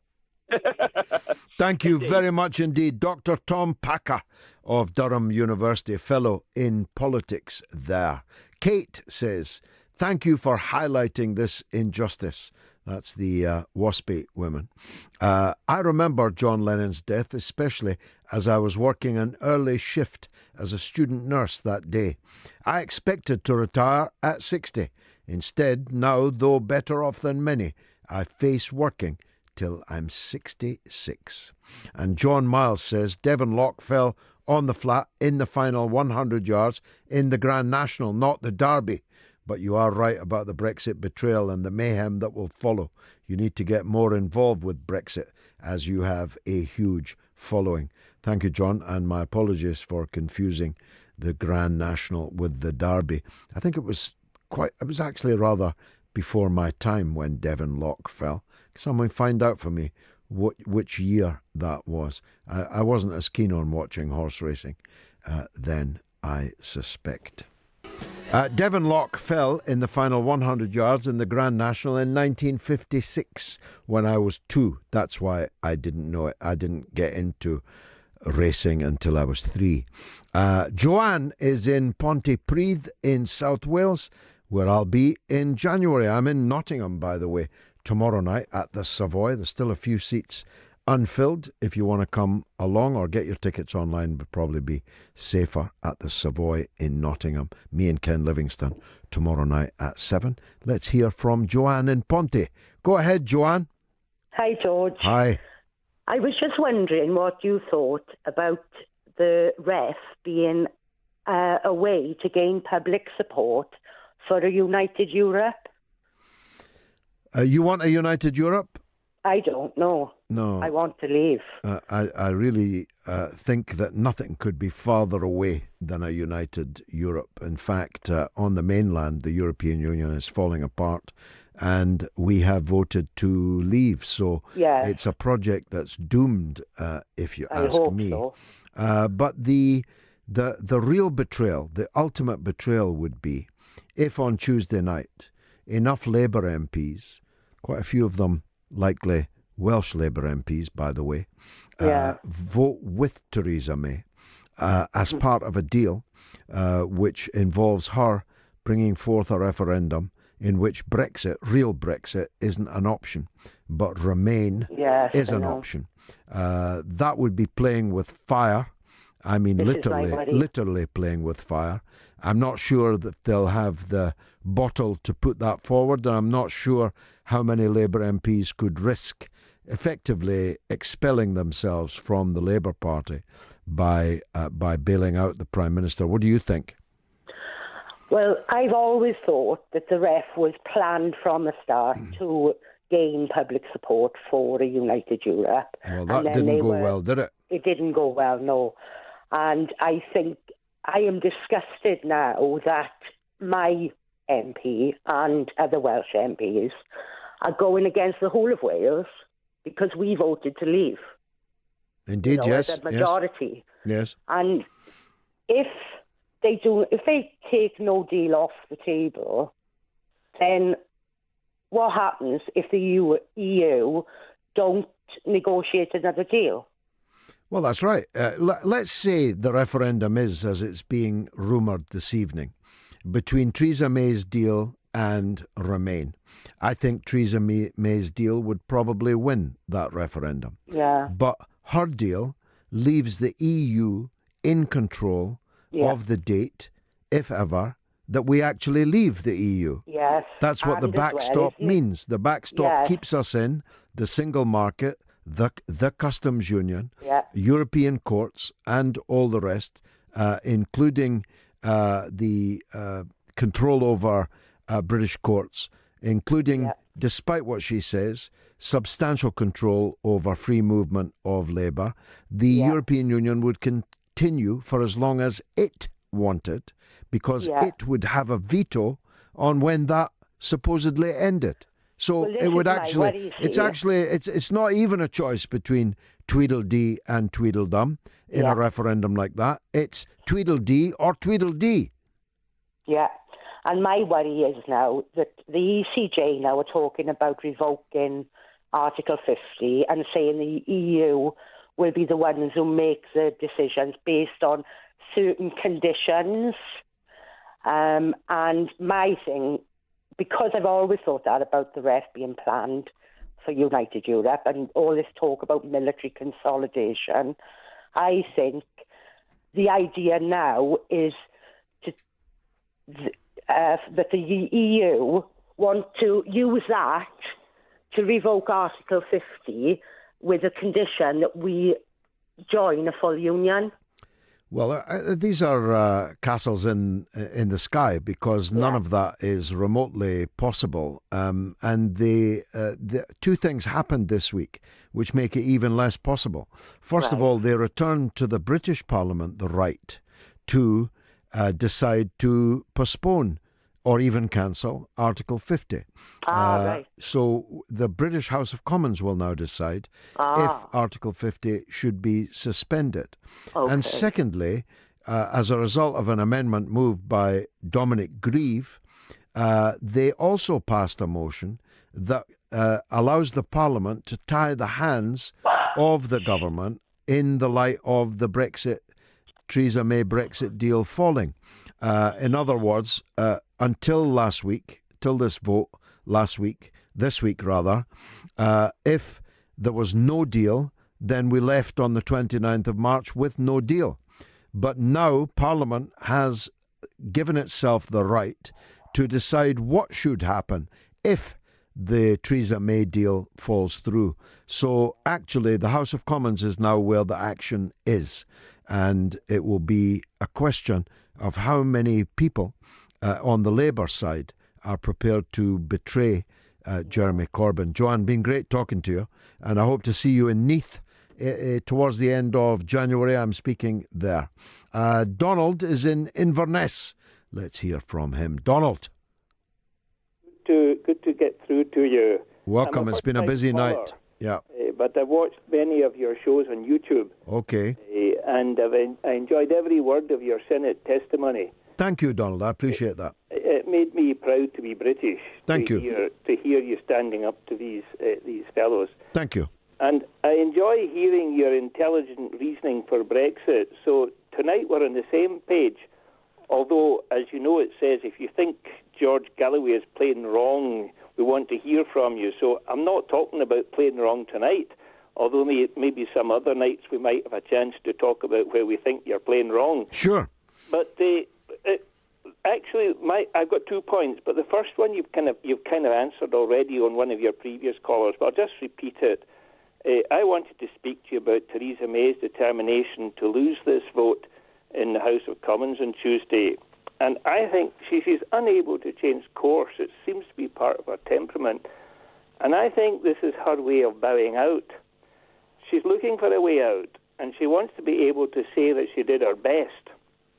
And as has been rejected, she'll announce that she's stepping down as leader, and the Tories will then have a leadership election. Now, you kind of have suggested that. Yeah, that's very possible. I don't think it's the most possible outcome, but it's a very possible one, yeah. Yeah, well, that brings me to the second thing, because you mentioned to the previous caller when you answered that question, you said if you'd asked you that an hour before you come on to the programme, but you've mentioned this thing about this possibility of a second referendum. Yes. And of course, we don't know about it, but you've suggested that the choice might be between Remain and Theresa May's Brexit. Yeah, heads I win, tails I win. Yeah, now there's 2 points that come from that. The first one, maybe you can give us your thought. I'm not sure if the Electoral Commission, who would obviously decide the question, would allow a referendum that disenfranchised some voters, because that's what you were saying. You and I would feel disenfranchised. Well, no, they would, Donald, because the House of Commons in those circumstances would have passed the Theresa May Brexit deal. So that would be the extant position of Her Majesty's government. And that would be, obviously, automatically, therefore, one of 2 options. And Remain, rather than WTO clean break Brexit, would be logically the other 2 options. But the rumour tonight is that there will be no option to have a clean Brexit. We'll only have the government's Brexit against Remain. Now, I think that would risk social peace in this country. Well, you're quite right. But what I would say, what you said there, George, you said that the choice would be because the House of Commons had passed her Brexit. What I'm thinking about is that it doesn't pass. Oh, no, if it doesn't pass, it's a different ballgame. She'll not be... the rumour is, it's only a rumour, that she's going to attach to her proposal on Tuesday a provision for a referendum in March before the 29th, which either endorses her deal or Remain. And that will get the Labour guys to swing over behind her. Yes, the idea is that all the Blairite wing, I call it a wing, but it's actually a wing and a body and a part of the next wing. Because, as we know, Jeremy Corbyn has the active support of around maximum 30 Labour MPs. So hundreds of Labour MPs are against him. So the idea is, offer that referendum, automatically you'll get a huge Labour defection, which will drown the Conservative Brexiteer rebellion. That still brings back the question with the Electoral Commission, because they would have to determine the question. And if people like you, myself, and many others said we've been disenfranchised from this vote, that would be so. The first point I've got. Well, we'd have a real good go, but in the end, Donald, the Electoral Commission works for the government, not the other way around. Okay. So you think that they might allow that to go through? If you look at the situation we're in now, Donald, we have virtually no voices in Parliament speaking for our position. We now have virtually no media outlet speaking for our position. Even the Daily Mail has gone anti-Brexit. Mr. Murdoch appears to have lost interest in the conduct of his newspapers because his newspapers, particularly the Times, are full-scale Remainers. Sky News is a full-scale Remainer outfit. So we won't have any media on our side. We'll have no money because the people who put up the money for the last referendum are just one step ahead of the excise man at the moment. Yeah. They're being hunted down by the Inland Revenue, the Electoral Commission, even the police in some cases. So who's going to pony up millions of pounds to fight for our position? We don't have banks, we don't have industrialists, we don't have media barons anymore. We've got nothing. Yeah, we're hopelessly outgunned. We did win the second vote. Let's say that Leavers won it again, which is still a possibility, probably a strong possibility. But if we did win it again, we'd be in the exact same position as we're in right now. Yes, we'd have a parliament that was against it. Yeah, and we'd have to negotiate our exit from the EU, so we'd be right back to where we are right now. Exactly. It would resolve nothing. Yeah. But it would leave millions of embittered people in the country.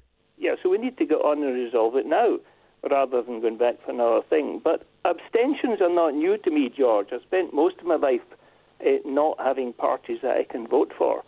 So, but this is a pretty serious thing if we are disenfranchised and that we're given a vote that none of us can vote for. Donald, you're a wise man and beautifully enunciated. Thank you very much indeed. Here's Martin in Doncaster. Hello, George. Hi.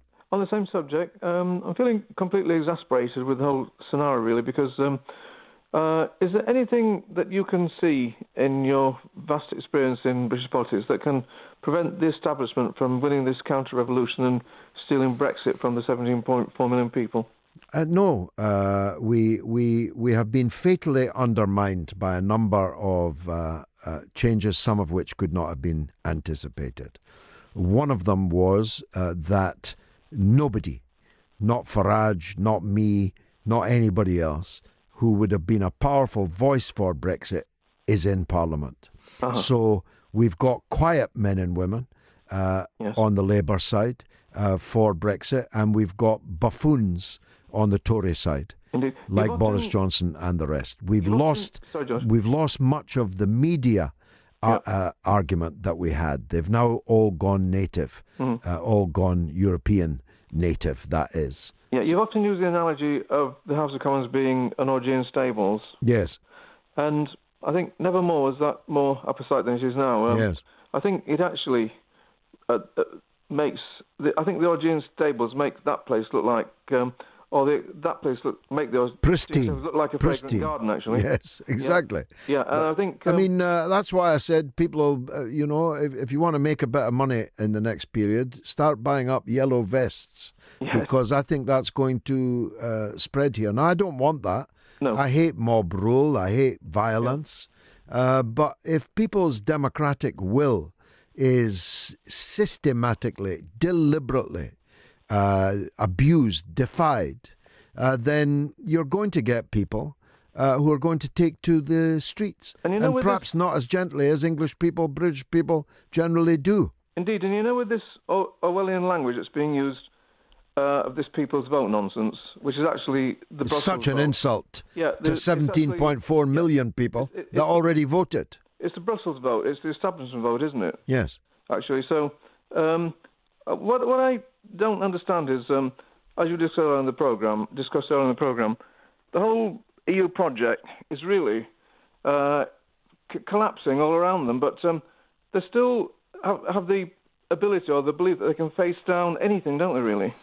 Yeah, and so they can until they can't. It's the metaphor of the straw on the camel's back that I talked about. Yeah, Macron thought he could easily introduce increased taxes on fuel, but then he discovered he can't. Well, the likes of the Macrons and the Merkels are actually Brussels puppets being put in, aren't they, to serve their cause, really, in reality. Martin, you're a wise man in Doncaster. Thanks very much for that. Let's take a break for some capitalist messages. Well, personally, I hope there is a heaven, and I hope John Lennon is up there, maybe even listening to the mother of all talk shows. Now here's Rick in Stourbridge. Go ahead, Rick. Hi, George. Are you well? I'm good. It's been a good show tonight, I think. George, I just wanted to call to kind of express my my solidarity and my empathy with these WASPy women. Yeah. Shocking, isn't it? It's terrible. I mean, I never thought. I always understood it that would be terrible, but I never thought I'd ever be involved in something similar to that. And not knowing the future is absolutely devastating. It's like the world opens up beneath your feet. And well, listen, Rick, listen to this. This is from Tommy in Oxfordshire.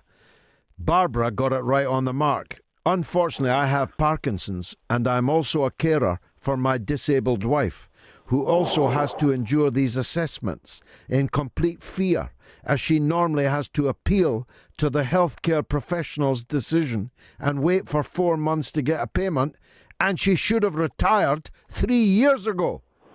That's horrible. I mean, I can empathise with that. It sounds a bit ridiculous, but I'm facing a pension, being medically discharged from the police, and I'm 28, and I've had 3 different pension calculations. I can't work at the moment because I've got really bad post-traumatic stress disorder. I'd love to come and watch one of your shows, but because of the incident I attended in the police, I can't be around crowds of people. It sets me off really bad. It gives me flashbacks. But I had a DWP assessment, and I bought 2 consultant reports from a psychiatrist and a psychologist, both consultants in their own right, a report from my police force medical advisor and my GP. I spent 20 minutes talking to them about my mental health, and then they asked me 2 questions that kind of confused me. I don't know why they asked me. They asked me, could I open a door if someone knocked on my door? And then they asked me, could I walk up 2 flights of stairs? And I'm waiting to hear back from someone they call a decision maker to tell me whether or not I can get an employment support allowance because I'm on benefits now because the police have cut my pay. And I never thought in a million years that you'd be in this situation. I'm a police officer. I signed a contract with the police that they would look after me if something happened to me, and they haven't. And I'm facing a pensions dispute, and I don't know where I stand. I'm looking at becoming a lunchtime supervisor at a school after I leave the police because I'm really at that level. I was a manager. I managed 30 staff before I joined the police. I was very accomplished. And now I'm facing the pension problems. I can't work. I've got to provide for my family. I've got care needs now. And not knowing the future with my pension, God, I haven't, like these women, it's completely different circumstances, but I know how that feels. Yeah, exactly. And I must say, Rick, you very powerfully conveyed it. If the hour was not so late, I'd discuss it with you longer, but alas, time is against us. I need to speak to John in Nottingham. Go ahead, John. Hi, George. Hi. Hi, George. I'm one of a voice that's not being heard in the UK much because I'm Brexit neutral. I not got any strong views either for or against Brexit. Mm-hmm. I don't really blame the EU for the many social injustices in the UK, like 0-hour contracts, food banks, and child poverty. I blame the Tories and Tony Blair and governments that serve the big corporations and the super rich. Mm-hmm. We need a government really to serve ordinary people. So I'm not jumping up and down and blaming the EU for that. The EU is not perfect by any means, but neither is the British establishment. If you look at the last 200 years of the way they've treated poor people and the working class, and again, that was nothing to do with the EU. So I see a lot of the problems that we face at the moment, they're not just about the EU. They're about lots of other things going on in the world at the moment, and lots of other events in the world are being bypassed because of Brexit.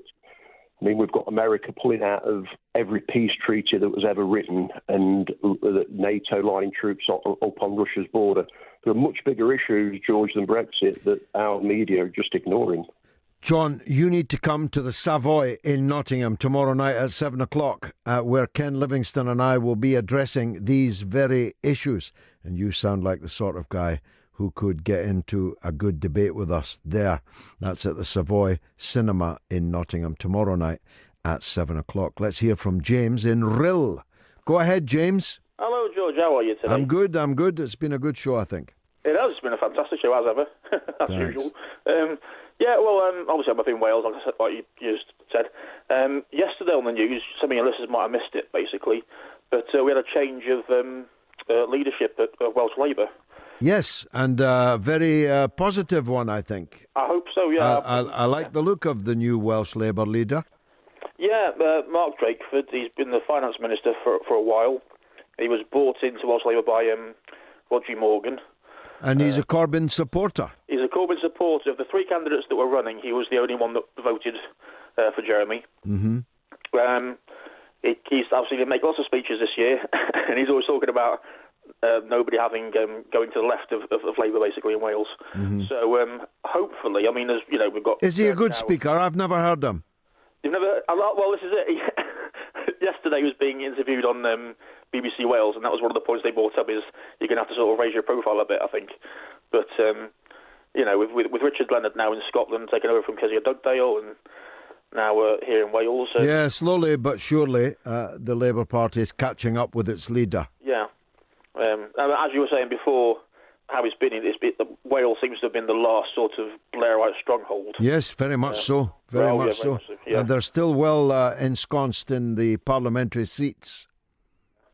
So as you said, if anyone's going to jump ship and support Mrs May, it may well be some Labour MPs. I'm afraid so. In Wales, yeah. I'm afraid so. James, thanks for that call, my friend. Hope to see you in Neath. I know it's not that near you, but I'll be there towards the end of January. Chris is in Colchester. Go ahead, Chris. Hi, George. Hi.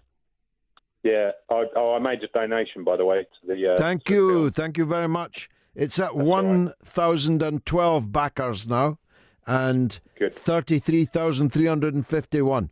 We're getting there, Chris. Yeah, I hope it does get there to Thanks. The final... Thank you very much for your support, my friend. That's all right. Yeah, I've never known such an insane time in politics, actually. I don't know if you think the same, but regarding France, I'd imagine President Assad wants to back the moderate rebels in France, but maybe we should as well. Yeah. But regarding Brexit, I just had a question that if it came to a choice between a Labour government, say in March, or Brexit, what would you choose? Well, I don't see that as an alternative either or. From my point of view, the people have already voted for Brexit, and it must happen. And if it doesn't happen, it will be a democratic offence. Now, I'm a Labour supporter, though not a member, and I'm certainly not an uncritical Labour supporter. But I support democracy more than I support Labour. So if it comes to it, I'll be supporting the implementation of the democratic decision made by the people. Yeah, that's good to hear, because I think we're in for a rough road, and we are. It's going to be very turbulent. Yeah, like I said, there's a storm coming because it seems like the establishment is determined to overturn the result. And what I'm worried about is you've got people like Tommy Robinson protesting, but I think people in your like you and Nigel Farage kind of might have to be where it comes to the point where if you're leading peaceful protests and some where we're actually sending the right message rather than football hooligans. Yeah, if you know what I mean. Exactly. I do entirely. And to quote Dr. Marx, a cloud no bigger than a man's hand can be a harbinger of great storms to come. Chris, thanks for that. Great call. Jamie is next up. Go ahead, Jamie. Oh, hi, George. We spoke a couple of weeks ago, and the fury I didn't quite get out enough. So Okay. I'm going to have a second go today. Briefly be furious then, because we're running out of time. Yeah. So basically, I think when Theresa May says that she's trying to cut a deal to honour the referendum, I think that's complete nonsense, because the only way you can cut a deal to basically honour the referendum is to go to EU and tell them exactly how it's going to be. Mm-hmm. And that if you're a regular really listener, you'll know I've been advocating that since day one. Absolutely, they should have done it day one. Should have sent them an email on day one. We've decided to leave. Exactly. We mean you no harm. We trust you will mean us no harm. We're off. Bye.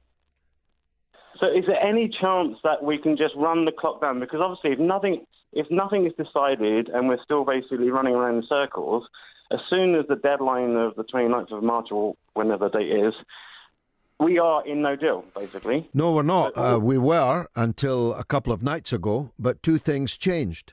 The ECJ agreed the petition that Britain can stop the clock on its side unilaterally, and two, Parliament decided that Parliament must have a say on what happens if Theresa May's deal goes down on Tuesday.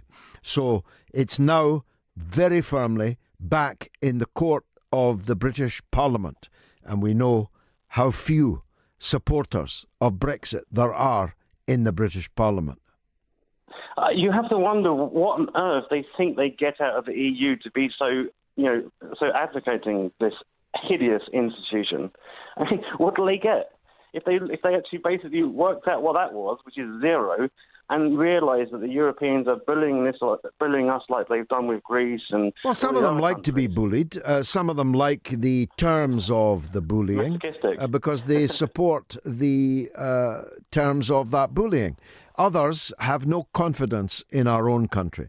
There's a whole generation of politicians, and for that matter, journalists and broadcasters, who appear to have no conception of what we were before we joined the common market.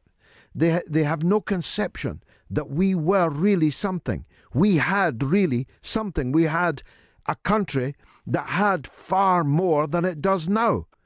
And they have bought the idea that somehow the European Union is needed to civilize us, to keep us as clean air, clean speech, clean human rights, and so on, that we somehow need a fat cat in Brussels to keep these things, when in fact we had them long before we joined the European Union. Exactly. So one final point, George.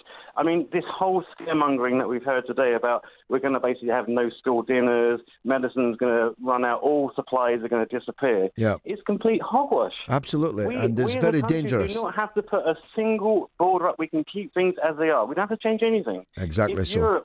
Jimmy, we're running out of time. I'm going to have to stop you, but I liked your call because I need to squeeze in the last call of the evening from Jim in Liverpool. Go ahead, Jim. Yeah, good evening, George. Good evening. Good evening.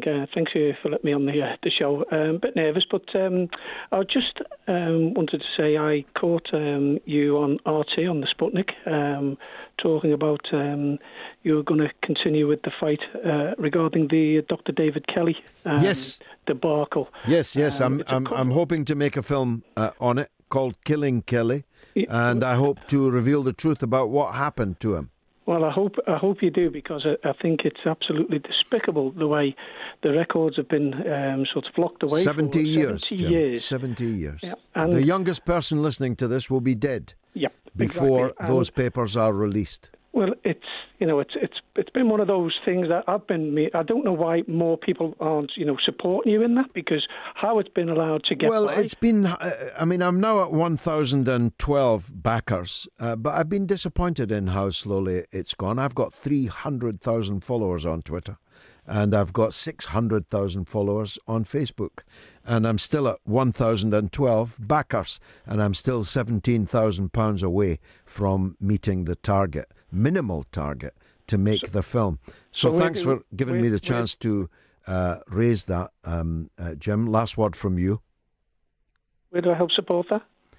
Kickstarter.com. You're on the internet, are you? I am, yes. Kickstarter.com, and you're looking for George Galloway and Killing Kelly. Yeah. And George, could I just give a couple of words that I put together just because of my frustrations on this regarding the evil Blair.